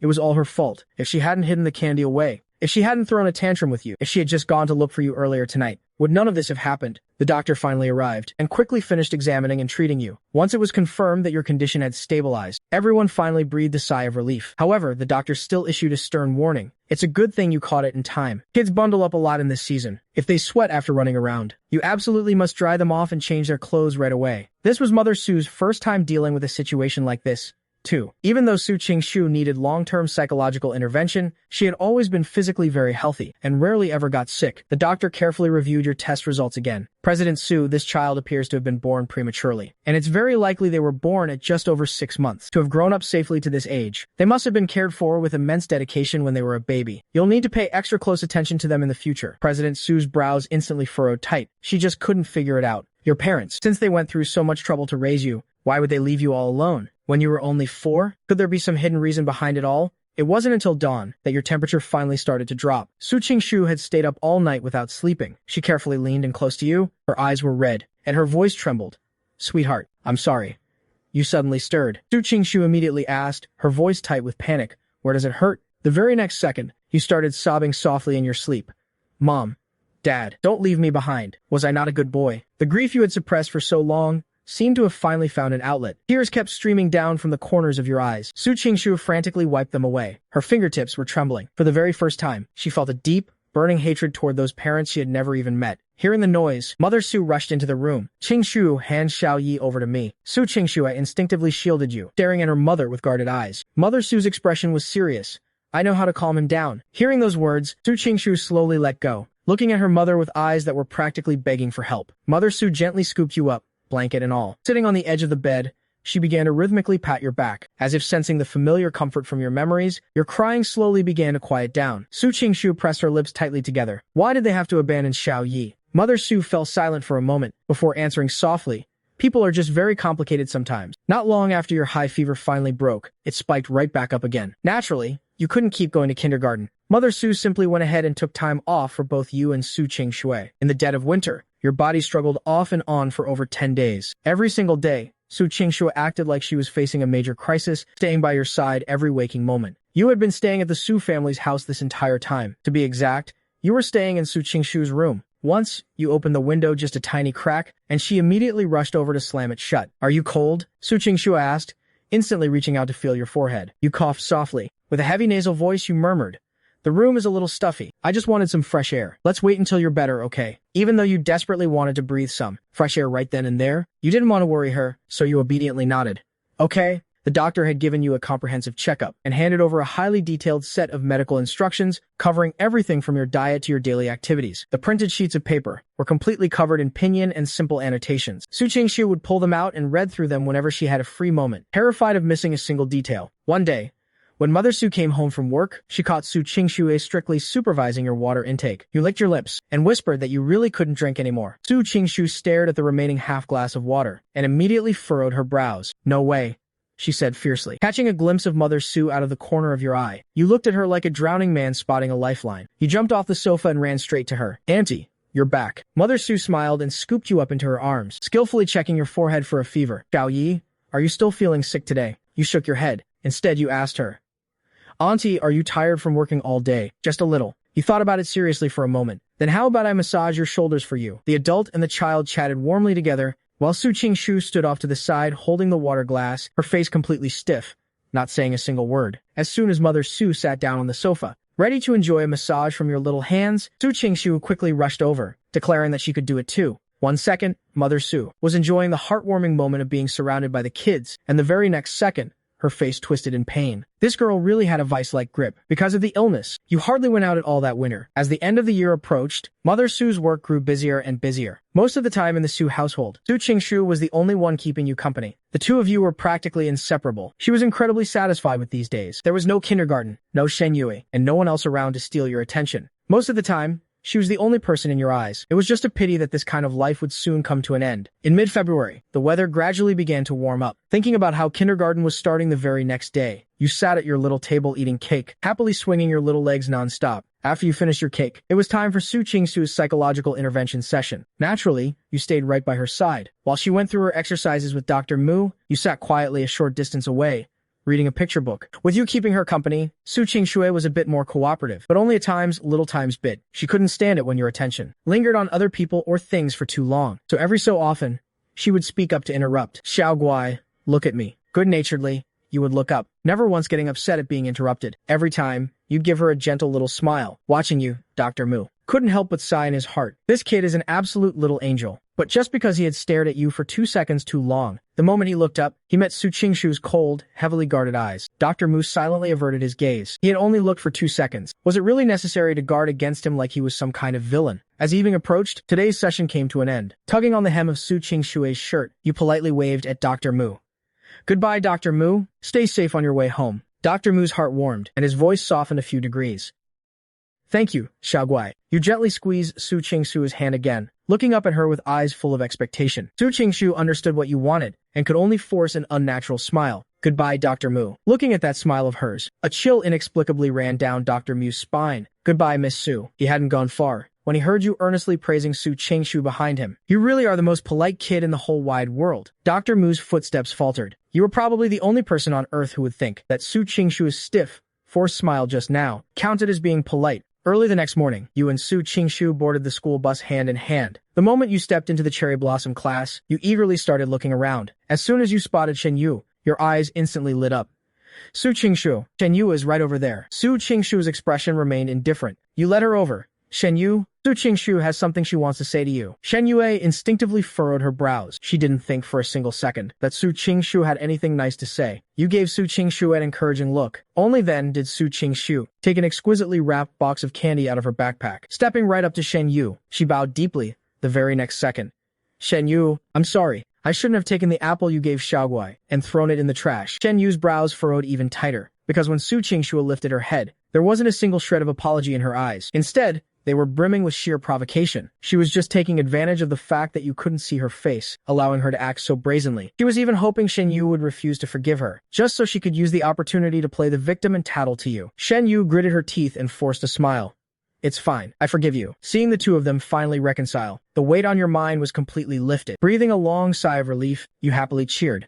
That's wonderful. And from that day onward, the rivalry between Su Qingshu and Shen Yue was officially born. Su Qingshu preferred to compete out in the open, while Shen Yue was far better at competing in the shadows. But both of them shared one common rule: never ever let you find out. As a result, right up until kindergarten graduation, you naively believed that the two of them had become the best of friends. Every June, the kindergarten hosted a graduation party. This year's theme was creative costumes. After the party, everyone would vote for the most uniquely dressed child, wearing a giant, yellow lemon mask. You looked at Su Qingshu with eyes full of anticipation. Su Qingshu, wearing a purple blueberry mask of her own, earnestly told you that the lemon was adorable. Her only complaint was that the masks were simply too big. Whenever the two of you walked side by side, you couldn't even get close to each other. The kindergarten was especially lively tonight. Parents showed up dressed to the nines, and the kids' costumes were all over the place. Some dressed up as little animals, some wore formal gowns, and some even wore over-the-top robot suits. But Shen Yu was the only one still wearing the standard school uniform, sitting all alone in the corner, completely out of place. He silently watched Shen Qing's family not too far away. Mother Shen was hugging Shen Qing,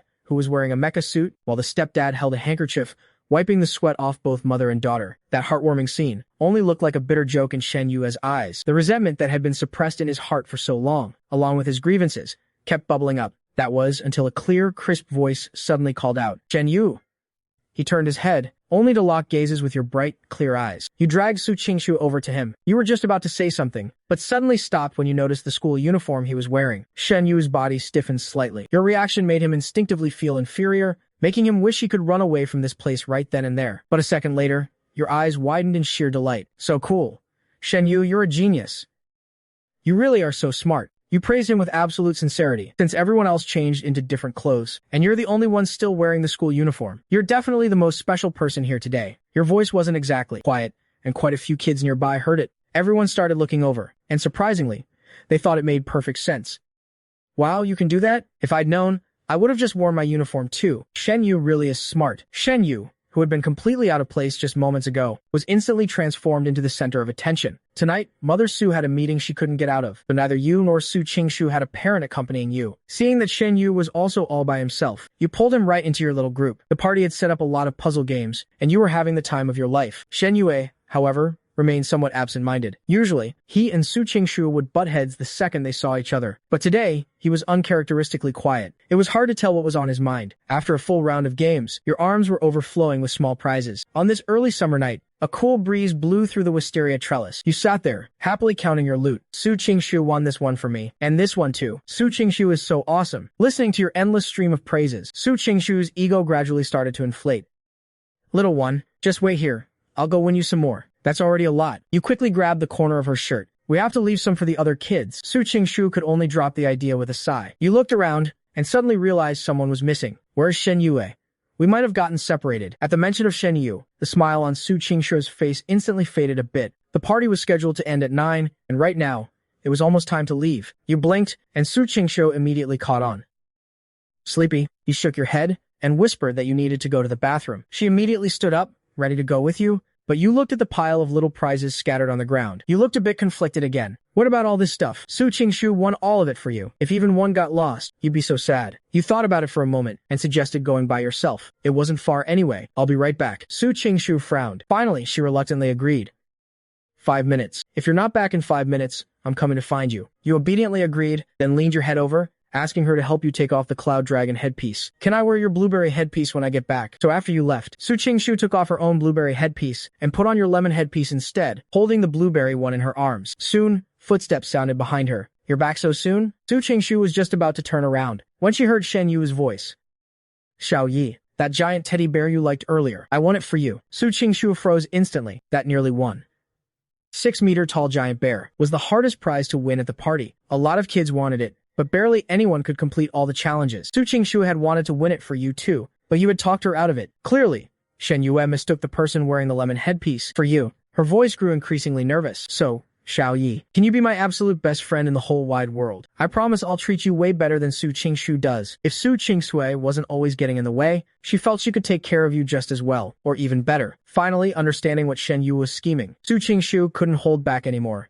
Not a chance. She enunciated every single syllable, her voice terrifyingly cold. Shen Yu jerked her head up, only to see that under the lemon headpiece was actually Su Qingshu's annoying face. Her pupils shrank in shock. Why is it you? Su Qingshu sneered. Keep dreaming. The two of them had despised each other for a long time. Their pent-up anger ignited in an instant. Meanwhile, you had just walked out of the restroom and bumped into a kid you knew. They wanted to take a photo with you, so you were delayed for a few minutes. Remembering that Su Qingshu was still waiting for you, you quickly jogged back to the wisteria corridor. But when you returned, what you saw were two perfectly well-behaved kids sitting next to each other. Except, their clothes were a bit messy and dirty. Su Qingshu had a faint new bruise on her mouth, and Shen Yu's forehead was slightly scraped. You stared at them in shock. What happened to you two? Su Qingshu cleared her throat, looking incredibly serious. Hitting a mosquito.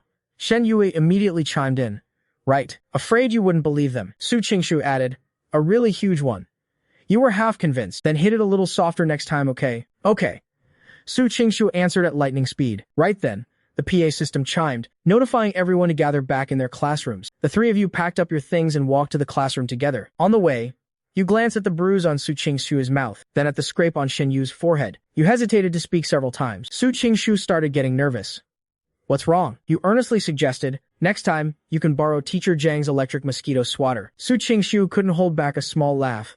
Got it. As soon as the three of you walked into the classroom, the teacher took one look at them and completely blew up. What on earth happened to you two? 5 minutes later, classroom. The office smelled heavily of disinfectant. Su Qingshu and Shen Yue sat side by side on chairs. Neither of them said a word. The principal was already cautiously contacting Su Mu. Teacher Zhang asked sternly, who threw the first punch. Both of them insisted they were just hitting a mosquito. But aside from their faces, the arms hidden under their clothes also had several bruises. That definitely wasn't caused by swatting a mosquito. Half an hour later, the guardians of both parties arrived one after another. The Shen family only sent a middle-aged female driver. As for the Su family, Mother Su showed up in person. Mother Su knew she wouldn't get the truth out of her daughter. She looked straight at the principal. Is there a security camera where it happened? There is. As soon as those words left her mouth, Su Qingshu and Shen Yu instantly changed their tunes. I started it. I started it. The room fell dead silent. The two of them quickly locked eyes and shouted in unison. She started it. Mother Su rubbed her temples. Let's just check the footage. After the principal took the guardians to the security room, you looked at Su Qingshu with red, teary eyes. You lied to me. Su Qingshu instantly jumped down from her chair and hurried over to your side, and you fought. The more you spoke, the angrier you got. No matter how much she tried to coax you, you refused to give her the time of day. Su Qingshu was so anxious she was practically spinning in circles. And to make matters worse, Shen Yu was standing off to the side, enjoying the show. She even let out a gloating chuckle. Serves you right. The very next second, you whipped your head around and glared at Shen Yu.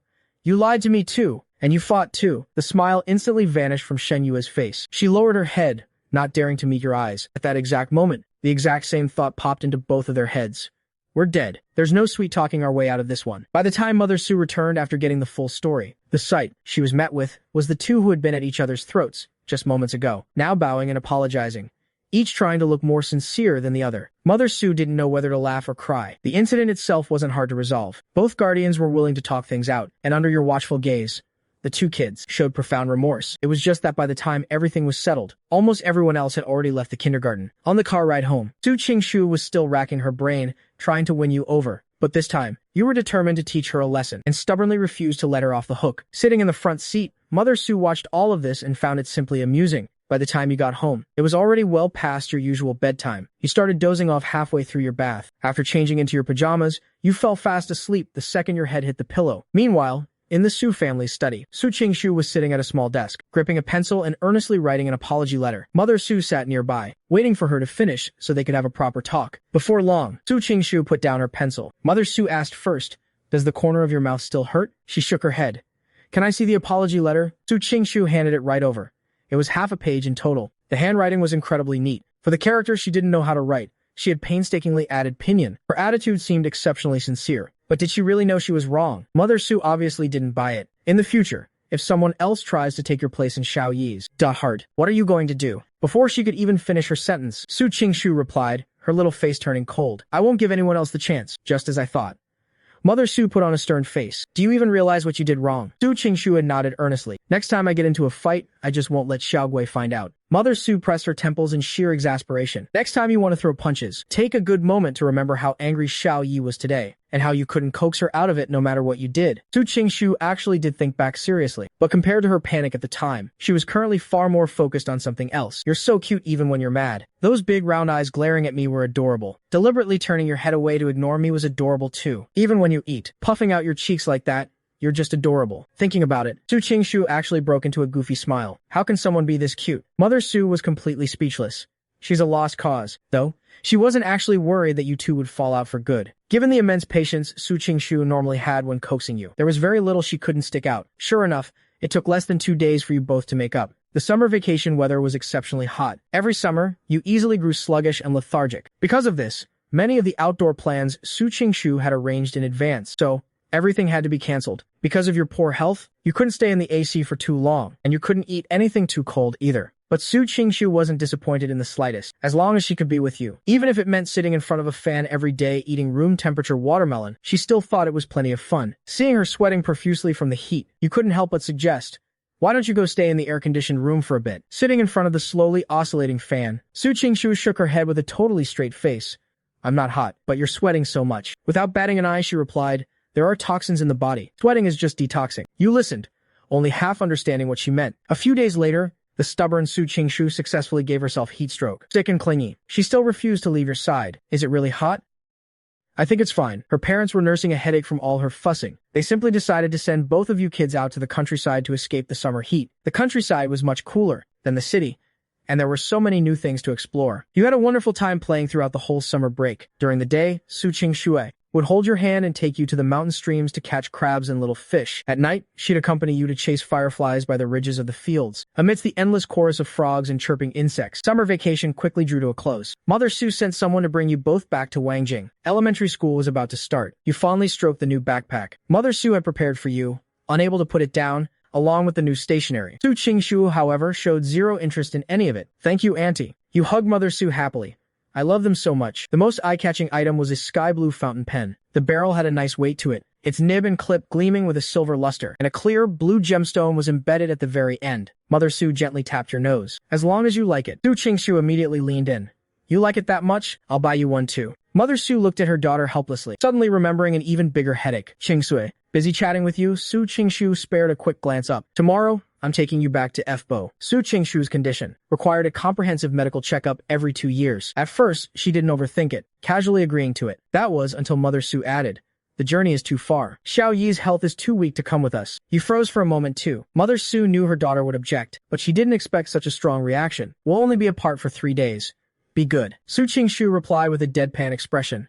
"No way. What do you mean, only apart for 3 days? That's 3 whole days." Mother Su could only cast a pleading look at you. It was her last resort. "No one knows what exactly you said to her, But the next day, Su Qingshu still had a sour look on her face, clutching a light blue baby blanket. As she got into the car heading to the airport with Mother Su, that blanket was the only thing you had with you when you were left in the villa room, the sole possession to your name. It held extraordinary meaning to you. Even before Su Qingshu had fully departed, she already had you on a call through your smartwatches. You have to miss me every single day. Her voice was muffled, as if she might back out at any second. You nodded obediently. Okay, 3 days wasn't exactly long, but it wasn't short either. You two stayed in touch on your smartwatches almost non-stop. The day before school started the limit, Su Qingshu was supposed to fly back, but her flight was delayed due to bad weather. Late that night, even though you were so sleepy you could barely keep your eyes open, you still forced yourself to stay awake and talk to her on the phone. It's okay. I'll pay close attention in class tomorrow and tell you everything when you get back. I won't let you fall behind. Your voice was heavy with sleep, sounding exceptionally soft and sweet. But Su Qingshu was still feeling upset inside. She didn't care about the classes at all. What she cared about was, from start to finish, you hadn't said that you missed her even once. A few minutes later, you finally couldn't hold on any longer and drifted off into a groggy sleep. Once Su Qingshu realized you were asleep, you silently mute your microphone. Right before drifting completely off to sleep, you think to yourself, looks like on the first day of elementary school, you'll just have to go all by yourself. You don't know how long you've been asleep, but a faint rustling next to you suddenly jolts you awake. Blinking your eyes open in a sleepy daze, you're shocked to see the person who was supposed to be far away overseas, Su Qingshu, sitting right on the edge of your bed. Did I wake you? He had clearly rushed back overnight, the sheer exhaustion impossible to hide on his face. Su Qingshu reaches out and tucks the covers around you, then gently pats your back. It's only 6:30. You can sleep a little longer. Half asleep, you figure this has to be a dream. Su Qingshu is always complaining that you never miss him. You decide that when you wake up in the morning, you absolutely have to tell him that you really do miss him. Miss him so much that he's even in your dreams. And with that, you quickly fall back asleep. At 7:30, a maid's knock echoes from outside the door. You call out a sleepy response, but when you turn your head, you realize Su Qingshu is actually lying right there next to you. He's fast asleep on his side, out cold, with one hand gripping the hem of your shirt like a vice. It's as if he's terrified you'll run off while he's sleeping. You blink in pure disbelief. It really wasn't a dream. Su Qingshu actually came back. Sensing you shift, Su Qingshu, who had slept for less than an hour, groggily forces his eyes open, looking annoyed. But you just beam at him, completely thrilled. Su Qingshu, I missed you so much. Those few words instantly melt away every ounce of his crankiness. Su Qingshu grabs your hand and pulls you just a little bit closer to him. You don't think anything of it, too busy excitedly chattering away about last night and how you totally thought you were just dreaming. You tell him all about it. Even though he'd been up practically all night, there was no way he was going to miss the first day of school. Su Qingshu was determined to go with you, no matter what. In the bathroom, the two of you stand shoulder to shoulder at the mirror, brushing your teeth. Thanks to his sleep deprivation, he's sporting a grumpy, highly impatient scowl. He's brushing with one hand, but his other hand is still holding yours in an iron grip. Once you finish brushing, Su Qingshu grabs your soft yellow washcloth, wets it with warm water, and gently wipes your face for you. But when it comes to his own face, Su Qingshu skips the washcloth and the warm water entirely. He just leans over, splashes some freezing cold tap water on his face, and calls it good. After breakfast, Su Qingshu holds your hand as you both head over to Jingda Elementary. Thanks to Mother Su pulling some strings beforehand, you're naturally placed in the exact same class. But the second you step foot in the room, you spot a very familiar figure. Shenyu. You never expected to run into him in elementary school. You excitedly wave at him right away. Su Qingshu, whose head was already pounding from a lack of sleep, takes one look at Shenyu and feels his migraine get 10 times worse, like a ghost that just won't go away. Shenyu completely ignores his murderous glare, walking over to you with a bright smile. Xiao Yi, what a coincidence. I hope we can be desk mates again. But elementary school desks aren't like kindergarten. You only get one desk mate. Su Qingshu scoffs coldly. In your dreams, Xiao Guai's desk mate is going to be me. End of story. Soon enough, the homeroom teacher walks in. After a quick introduction, he starts assigning seats. 5 minutes later, Su Qingshu, who got banished to the very back row, stares at the guy sitting right next to him, Shenyu, and falls into dead silence. Shenyu looks just as thoroughly disgusted. Meanwhile, sitting all the way up in the second row, you're happily laughing and chatting with the short-haired boy next to you. To Su Qingshu, it's the most aggravating sight in the world. What kind of garbage elementary school is this? This sucks. The bell rings, and the teacher starts the lesson. As far as Su Qingshu is concerned, the dry, boring lecture is basically a lullaby. It doesn't take long before he's slumped over his desk, out cold. On the very first day of school, he spends almost the entire time sleeping. Kids who just graduated from kindergarten into first grade are the absolute hardest to manage. They're young, and they haven't gotten the hang of classroom rules yet. A single class lasts over 30 minutes, and it's hard to stay focused the whole time. The teacher has to stop every now and then to keep order. But a week later, the head teacher quickly noticed a refreshing breath of fresh air in the class. That would be you, sitting in the second row. In class, you always sat up straight and proper. Whenever the teacher asked a question,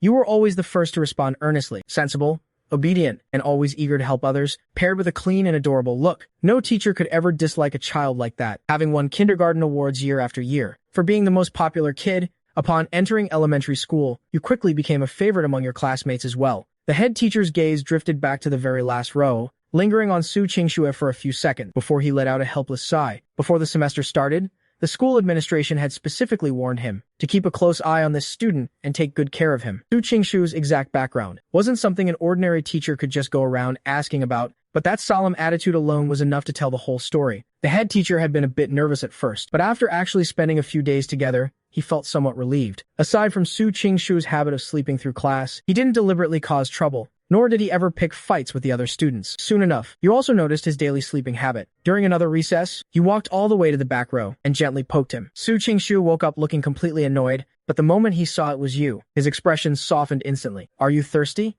You're sleeping again. You put on a little stern face, your tone exceptionally serious. Su Qingshu propped up his chin lazily and muttered, the teacher's lecture is just too boring. You frowned and thought deeply about it for a long while, quickly coming up with a plan. The biggest difference between elementary school and kindergarten was that there was homework every single day after school. That afternoon when you got home, you spread out your homework just like usual. After writing for just a little bit, you turned your head to look at Su Qingshu and deliberately put on a troubled expression. What should I do? I don't know how to do this problem. Su Qingshu immediately leaned in close, but since he had been sleeping all day, of course he had no idea what the teacher had taught. His brows quickly knitted tight. Little cutie, wait for me for a second. He scooped up his textbook and hurried out of the room. Before long, Su Qingshu came running back, out of breath, and started explaining it to you. Once he finished, you put on an expression of sudden realization, and without sparing any praise, you said, Su Qingshu, you're amazing. I admire you the most. Your voice was soft and gentle, making Su Qingshu feel as though he were floating up to the clouds, the corners of his mouth practically impossible to hold down. When you reached the next problem, you pulled the exact same trick again. This time, you didn't even need to say a word. Just giving him a dejected look was enough. He would immediately grab his book and sprint out to find someone to ask. After trying this back and forth a few times, Su Qingshu finally managed to help you finish all your homework. The very first period the next day happened to be the head teacher's class. To his astonishment, Su Qingshu, who always slept through lessons, actually listened through the entire class with high spirits. The head teacher even glanced up out the window. Today, the sun definitely hadn't risen from the west. With Su Qingshu paying attention in school, and then explaining it to you again once you got home, it was equivalent to reviewing the material twice. Naturally, his grades made a flying leap forward. When the first midterm exams ended, Aunt Su looked at the two bright red 100-score test papers in front of her and smiled from ear to ear. Taking advantage of the moment Su Qingshu was away, she gently patted your head. Thank you, little aunt. You solemnly shook your head. Su Qingshu is just really smart to begin with. After the midterm exams, Wanjing suddenly experienced a drastic drop in temperature. Even though Su Qingshu had been paying attention to you everywhere, you still caught a cold midway through class. Upon receiving the teacher's call, Aunt Su immediately pushed aside her company affairs and rushed to pick you up from school. Because you had experienced abandonment before, whenever you get sick, you always become extra insecure. As long as you are left alone in bed, you start sobbing softly in your sleep, and it's no use for anyone else to hold you. Only when you lean in Sumu's arms can you slowly calm down. With no other choice, Sumu has no choice but to take you along to the office. Su Jingsu chooses to act like a busy little tail, following right behind you the whole time. By the end of the entire day, the clothing around the parents' shoulders is completely soaked through by your tears. In the car on the way home, Su Qingshu stares at your red and swollen eyes, growing deeper and deeper resentment in his heart toward your biological parents. For a solid half a month, neither you nor Su Qingshu go to school. During this period, quite a few classmates voluntarily come to the Su residence to visit. Shen Yu is among them as well. He brings you a little bear doll, with Lily of the Valley embroidered on its ear. You like it immensely. Once the housekeeper washes and cleans it, it is genuinely placed right at the head of your bed. But every time he takes advantage of your absence, Su Jingsu puts on a cold expression and points at the little bear's nose, saying, it looks really ugly. Amidst your anticipation, your body finally recovers enough for you to go back to school. Because you haven't fully recovered yet, every time class ends, Su Jingshu rushes over to your side, first supervising you to drink water, and then checking with a solemn expression to see if you feel any discomfort, having just returned to school. It happens to be your turn for chore duty. Many classmates scramble to do the work for you. Surrounded by the crowd, you are momentarily at a loss for what to do. Pushed to the very outside edge, and unable to squeeze his way in no matter what, Su Qingshu finally reaches his breaking point. Chen Zuo snaps and chases everyone away. Su Qingshu can chase away other classmates, but he cannot chase away Shen Yu. Shen Yu has already beaten him to the only broom in the classroom. Seeing this, Su Qingshu, who just finished wiping the blackboard, instantly grabs hold of the mop. Neither of them is willing to let the other do even a fraction more work. You sniffle softly, walk over to Shen Yu, and say, I can just do it myself. Shen Yu pretends not to hear, and continues sweeping diligently. You turn around again to try and take the mop from Su Qing-shu, but he tells you with a completely serious face that there is an even more important chore duty task. He says it with such absolute solemnity that you are genuinely taken in. What task? Su Qing-shu puts down the mop, takes you by the hand toward the podium to resort the chalk. You remain silent for a moment. Just as Su Qing-shu is about to say something else, out of the corner of his eye he suddenly sees that after finishing sweeping, Shen Yu has actually taken the mop away behind his back while he wasn't paying attention. He instantly blows his top. Shen Yue, you shameless scoundrel. Su Jingshu rushes after him in a furious huff. You grow even more silent. Forget it. When it's their turn for chore duty next time, you'll just help out then. There are 2 chalk boxes on the podium, one holding white chalk and the other holding colored chalk. You conscientiously sort the chalk pieces and neatly arrange them by color. On the other side, Su Qingxue, who just finished mopping, and Shen Yue both lock their eyes on the trash can in the corner at the same time. After a bout of tug-of-war, the 2 of them end up carrying it by opposite sides, glaring at each other in mutual disgust as they walk out of the classroom. You sit on the stool and wait for a while, but they still don't come back. Glancing down and seeing chalk dust smeared on your fingertips, you think for a moment, jump off the stool, and head toward the washing station outside. 2 minutes later, you're standing in front of the sink, earnestly scrubbing your fingertips clean. Suddenly, a flurry of chaotic footsteps echoes from outside. Then, a domineering yet familiar girl's voice rings out. Running away? Did I give you permission to run? You immediately recognize it as Shen Qing. A new lackey asks with some apprehension, Boss, are we really not going to get caught? Shen Qing lets out a scornful sneer. What is there to be afraid of? If he dares to snitch, I'll beat him up every single time he does. Just as she turns the corner, and then, you saw standing right by the sink. It's always outside the restroom, and it's always you. Shen Qing gritted her teeth in pure hatred. Why is it you? Yet again. Talk about a really cursed encounter. If Su Qingshu hadn't always been guarding your side, he would have wanted to teach you a solid lesson a long time ago. But right now, both Su Qingshu and Shen Yui were nowhere to be seen. Shen Qing, flanked by a few of her lackeys, walked toward you step by step. Shen Qing had just cornered a guy in the restroom with a few of her followers when she turned her head and spotted you standing right at the doorway. Having heard every single word they just said, the boy trapped in the middle had a healthy, sun-kissed, weak complexion. His short hair was as messy as a patch of weeds, yet his gaze carried a stubborn, untamed ambition that refused to yield. Did you hear everything again? Shen Qing asked with a guarded expression. You gave a hesitant nod, then solemnly promised, I won't go telling your teacher about this. Shen Qing had always been deeply wary of Su Qingshui. Shen Qing put on a stern face. You better not. I'm leaving. Su Qingshu will start worrying if she can't find me soon. You blink your eyes again. Shen Qing doesn't say a word. You turn around and leave. But instead of heading back to the classroom, you walk straight toward the classroom at the other end of the corridor, the teacher's office. Just as you arrive, your homeroom teacher is picking up her bag, getting ready to leave. Is there something you need? Student, in a crisp, clear voice, you start telling on them. Teacher. Over by the restrooms, some girls are bullying a boy. Hearing this, the homeroom teacher is outraged. Several other teachers in the office overhear, and they immediately rush over together. The teachers hurry off in a rush. You touch the tip of your nose, then turn around and head back to the classroom as if nothing happened. The moment you step inside, Su Qingshu rushes over, her expression full of anxiety. With a trembling voice, she cries out, Little darling, where on earth did you just go? At this moment, Shen Yue also comes running back, out of breath and close to tears. The second she lays eyes on you, the heart that had been stuck in Shen Yue's throat finally drops back down. Good thing you're okay. With a clear and logical mind, you recounted everything that had just happened to Su Qingshu and Shen Yu. After listening, Su Qingshu and Shen Yue exchanged a knowing look. It looks like Shen Qing still hasn't learned her lesson. You figured you were still a man of principle. Since you promised not to tell Shen Qing, you definitely wouldn't tell her teacher either. You simply told your own teacher instead. It was getting late. The 3 of you packed your bags and got ready to head home. As you walked downstairs, you happened to run into Sister Shen Qing being cornered by a teacher. One of the teachers was contacting both sets of parents with a grim expression. With Teacher Liu and Su Qingshu present, Shen Qing didn't dare pull anything with you, so she could only shoot you a secret glare. During Monday's school assembly, Shen Qing and the others went up on stage one by one to give their self-criticisms and bow an apology to the victims, fearing it might negatively impact the victim. Zhao Fang didn't reveal who the victim actually was. A few days later, you ran into that boy again. He was still sporting a head of messy, unkempt, short hair, and his clothes were washed until they were faded. Even in the dead of winter, he was still wearing a dusty pair of sandals on his feet. He sat on a stone pillar by the school gates, as if he were waiting for someone. Not long after, a group of kids suddenly swarmed around him. Finding it all like some kind of game, that bunch of kids began to loudly sing a maliciously made-up rhyme. Oh, Qin Feng from class 17. What a name. So tacky, with hair messy all the same. Hearing these malicious rhymes, Qin Feng coldly swept his gaze around the circle, his fists clenched tightly at his sides. After chanting it a few times, the group of kids scattered in a flash, yelling, Run! Run! Qin Feng's gonna hit someone. Ha ha ha. Seriously. Who comes up with a name like that? Can't believe someone's still using such a lame name nowadays. Witnessing the whole scene, you couldn't help but frown deeply. Right then, Su Qingshu, who had gone to buy candied hawthorns nearby, returned. "What are you looking at, little one?" Just as you were about to say something, you turned your head and realized that Qin Feng, who had been sitting on the stone stool just a moment ago, was already gone. Nothing. Su Qingshu carefully peeled off the edible rice paper first, then fed you a candied hawthorn. The thin sugar coating was sweet and crunchy, and the hawthorn inside was sweet and sour. Your eyes lit up. So good.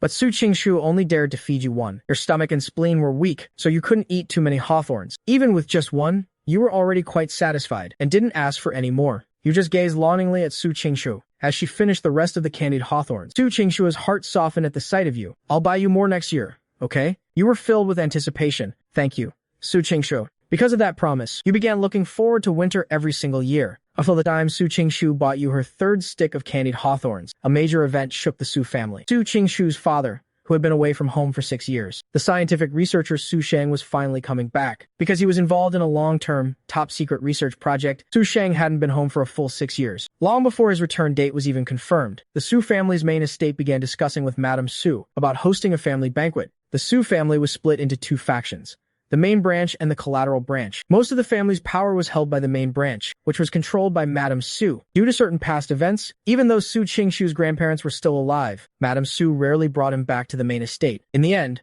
Madame Su agreed to hold the family banquet, scheduling it for the exact evening Su Shang returned. In the evening, the driver took you and Su Qingshu toward the Su family estate. The drive was quite long, and by the time you arrived at the estate, it was already pitch black. Su Qingshu took your hand as you both got out of the car. The Su family estate was a traditional Chinese courtyard, with gloomy tones and subdued decor. Everything was rigid and square, unwittingly evoking a sense of oppression. A servant led you making turns left and right, passing through a long corridor, until you finally reached the main hall. An elaborately dressed elderly man spotted you, and hurried over immediately. With tears in his eyes and a choked voice, he cried out, "Little Qingshu, is this little Yi? From now on, you can just call me Grandpa." Following Qingshu's lead. Yet, no matter how warmly the old man behaved, you couldn't feel a shred of warmth. Instead, an inexplicable chill welled up behind your back. Tonight, the main branch and collateral branches of the Su family had gathered a great many people. Compared to the others, Su Qingshu and you arrived quite late. The moment Su Qingshu stepped through the door, many people crowded around her with smiles, vying to speak with her. Amidst the jostling, someone almost bumped straight into Su Qingshu, flaring up on the spot. In the end, Elder Su had to step in personally to lead the two of you to the side hall, leaving you to stay with the other kids your age. The main branch of the Su family was rather sparse in descendants, but the collateral branch was the exact opposite. "Shall we go home?" Su Qingshu keenly sensed your unease. The moment you said a single word yes, she would immediately take you and leave. You thought about it for a moment, then shook your head. "We have to wait for Auntie and Uncle." Su Qingshu bit her lip and stayed silent, fearing that she might actually pick you up and bolt outside the very next second. You quickly tried to distract her. You pointed at the juicy peaches in the fruit platter. "I want to eat that one." Su Qingshu gave a soft murmur of agreement. She walked over, her gaze scanning across the platter, before finally picking the one in the best condition. A nearby servant wanted to help peel and slice it, but was refused by Su Qingshu. Because it required using a knife, she was afraid you might stand too close and get hurt, so she stepped aside to carefully peel and clean the peach herself. A few minutes later, you finally managed to eat the juicy peach slices fed to you by Su Qingshu. Before heading out, fearing that you might get hungry, Su Qingshu had already made you eat a piece of peach pastry to line your stomach. So after just a few bites of peach, you were already too full to eat another mouthful. You chewed the fruit in your mouth sluggishly, glancing down at the fruit platter in Su Jingshu's hands, quiet flash of despair welling up in the depths of your eyes. Su Jingshu immediately noticed something was wrong. She put down the platter, pulled out a tissue, and handed it right to your lips. "If you can't eat anymore, just spit it out." You blinked your eyes, pretending not to understand. You thought you were hiding it so well, but after all these years together, Su Jingsui could already read every single little expression of yours and tell what was on your mind. "You little idiot." Su Qingshu sighed softly, gently pinching your cheek to help you spit the unchewed peach out into the tissue. You sniffled, feeling a bit guilty. Without looking back, Su Qingshu handed the plate filled with sliced fruit to a servant nearby. "Don't run around while I'm gone," she told you. "I'm going to wash my hands." You hummed softly in response, looking impossibly well behaved. Once Su Qingshu left, you sat alone on the soft carpet and played with numbers. You were born with an extreme sensitivity to numbers, and in your eyes, numbers seemed to possess a life of their own. The problems in your exercise books usually only required a single glance for you to arrive at the answer. Even your math teacher had been utterly astounded, once asking you how on earth you managed to calculate them so fast. "Back then," you replied innocently, "the numbers just told me themselves." The more the teacher thought about it, the more miraculous it felt, and that very day, she brought it up to Mrs. Su. "Hand that digital puzzle board to me." Suddenly, An arrogant voice rang out. You raise your head to see a sturdy-looking little girl with sharp, aggressive features standing right in front of you. Without a moment's hesitation,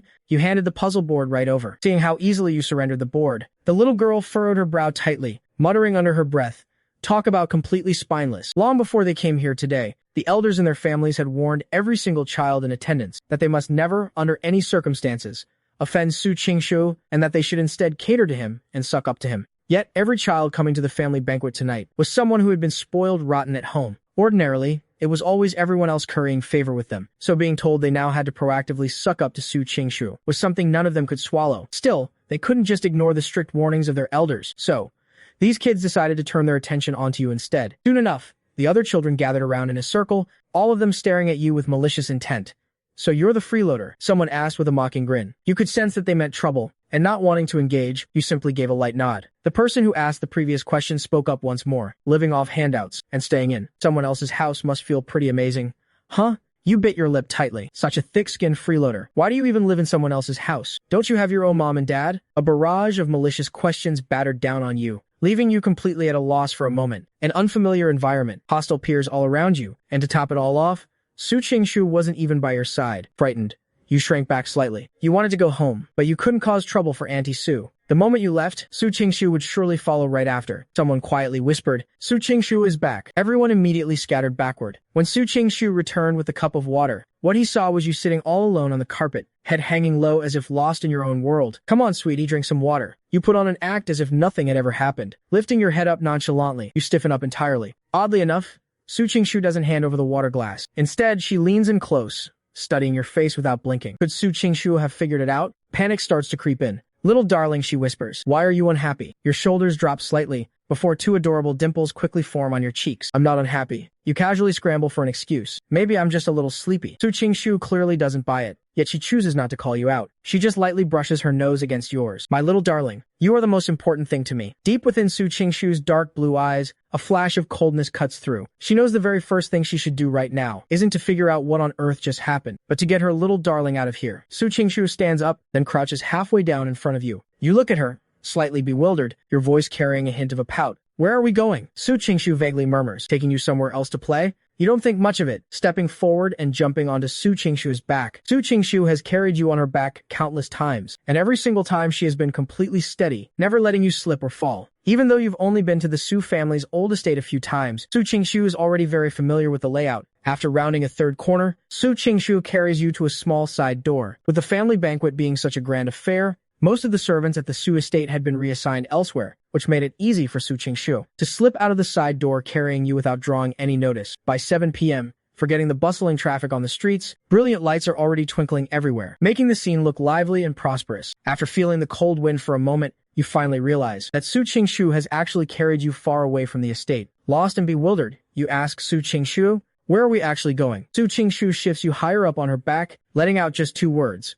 "Home." Since that place doesn't welcome you, there's no point in staying there a second longer. The smartwatch shows that heading home isn't just a short trip, it's still a 4.5-hour journey away. Yet, after glancing at the route, Su Qingshu still doesn't stop walking. You initially think about stopping her, but then your strength slowly drains away, and you carefully rest your chin against Su Qingshu's shoulder, just like a tired bird finally finding its way back to its nest. "Once I grow a little older, and Mom lets me ride a bicycle, I'll ride and give you a ride home." You sniffle, your voice sounding muffled. "Okay." Sensing the hot tear falling against her neck, the emotion deep in Su Qingshu's eyes sinks further and further down. "You are just as important to me as my mom and dad." By the time Su Jia notices that Su Qingshu is missing, nearly an hour has already passed. Old Master Su clutches his chest with one hand, harshly and anxiously chewing out the servants. "How on earth were you all watching the child?" The servants all keep their heads lowered, too terrified to utter a sound. After finishing his scolding, Old Master Su's eyes turn red as he cries and laments. "If anything happens to little Qingshu, how could I ever face Yu Qing and Su Xing?" Every word sounds so earnest that anyone listening would be moved to pity. A distant relative suddenly pipes up.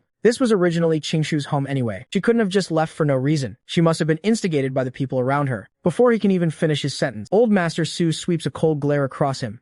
"Shut your mouth." The man awkwardly falls silent, though his face doesn't show much actual fear. Deep down, that person knows very well that he had hit right on what Old Master Su was thinking. Otherwise, the old man would have stopped him at his very first sentence. The current head of the Su family doesn't have a very good relationship with the rest of the Su clan. That is an undisputed fact in Wang Jing's upper circles. If it weren't for the thin thread of blood ties still binding them, Old Master Su might even go as far as driving them out completely. When it comes to cutting ties completely, yet Su Qingshu just had to go missing at the old Su family estate. Su Mu naturally wouldn't let them off the hook easily. Rather than just sitting around waiting for Su Mu to demand accountability, it's better to shift all the blame beforehand. On to you, this child who shares no blood relation. Besides, quite a few people in the Su family were already jealous that you grew up right by the side of the family head, Su Mu. Even without any blood ties, he would never shortchange the people present here in the future. They're all crafty old foxes, and their minds started racing instantly, allowing someone of unknown origin to grow up keeping Miss Qingshu company. If their intentions were pure, that would be one thing. But if their intentions were malicious, wouldn't they end up corrupting Miss Qingshu? Coming to the old estate for the very first time, this brat actually instigated Miss Qingshu into running away from home. How could this possibly be tolerated? Without changing his expression,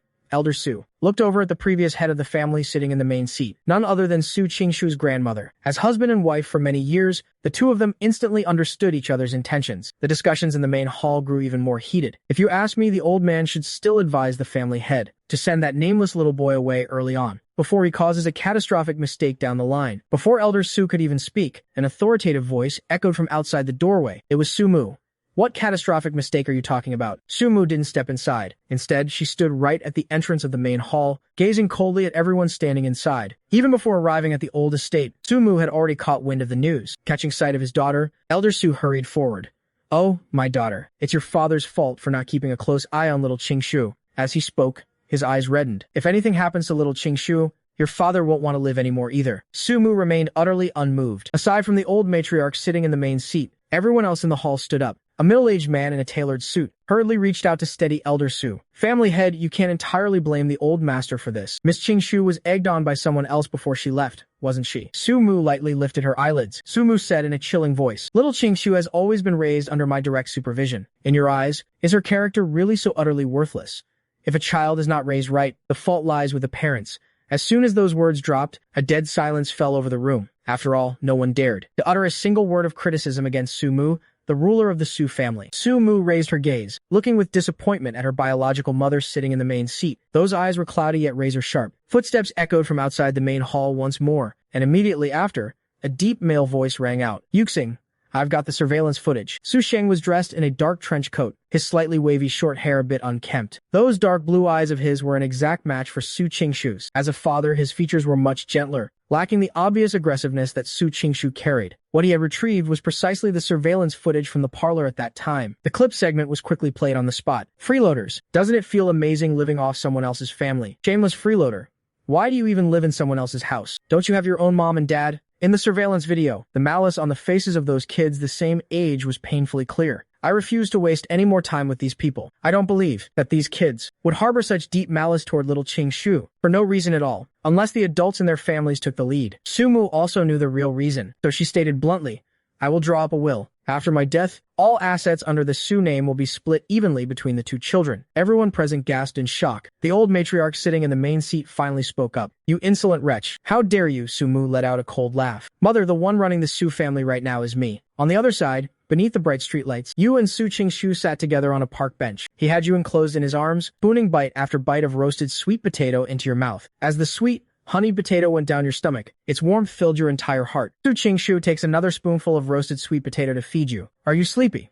You are actually a little bit sleepy, yet you still shake your head. Your voice is soft, insisting you are not sleepy at all. Right as you finish speaking, you cannot help letting out a yawn. Su Qingshu cannot help smiling slightly. She says softly, "In just a few more hours, we'll be home." After feeding you a little less than half a roasted sweet potato, Su Qingshu dares not feed you anymore. She is afraid it will upset your stomach. Su Qingshu finishes the rest of the sweet potato in a few quick bites. Seeing that you are too sleepy to walk steadily, she squats down to carry you on her back once more. She continues walking in the direction of home. "Su Qingshu, I can walk down by myself." "No, you can't. I'm so heavy." "With how little you eat, just half a bowl of rice a day, how heavy could you possibly be?" Su Qingshu hoists you higher up on her back. You gently press your cheek against her back, your little legs swaying gently with every step she takes. After a long while, you finally speak up in a tiny voice. "Su Qingshu, you are just as important to me as my mom and dad."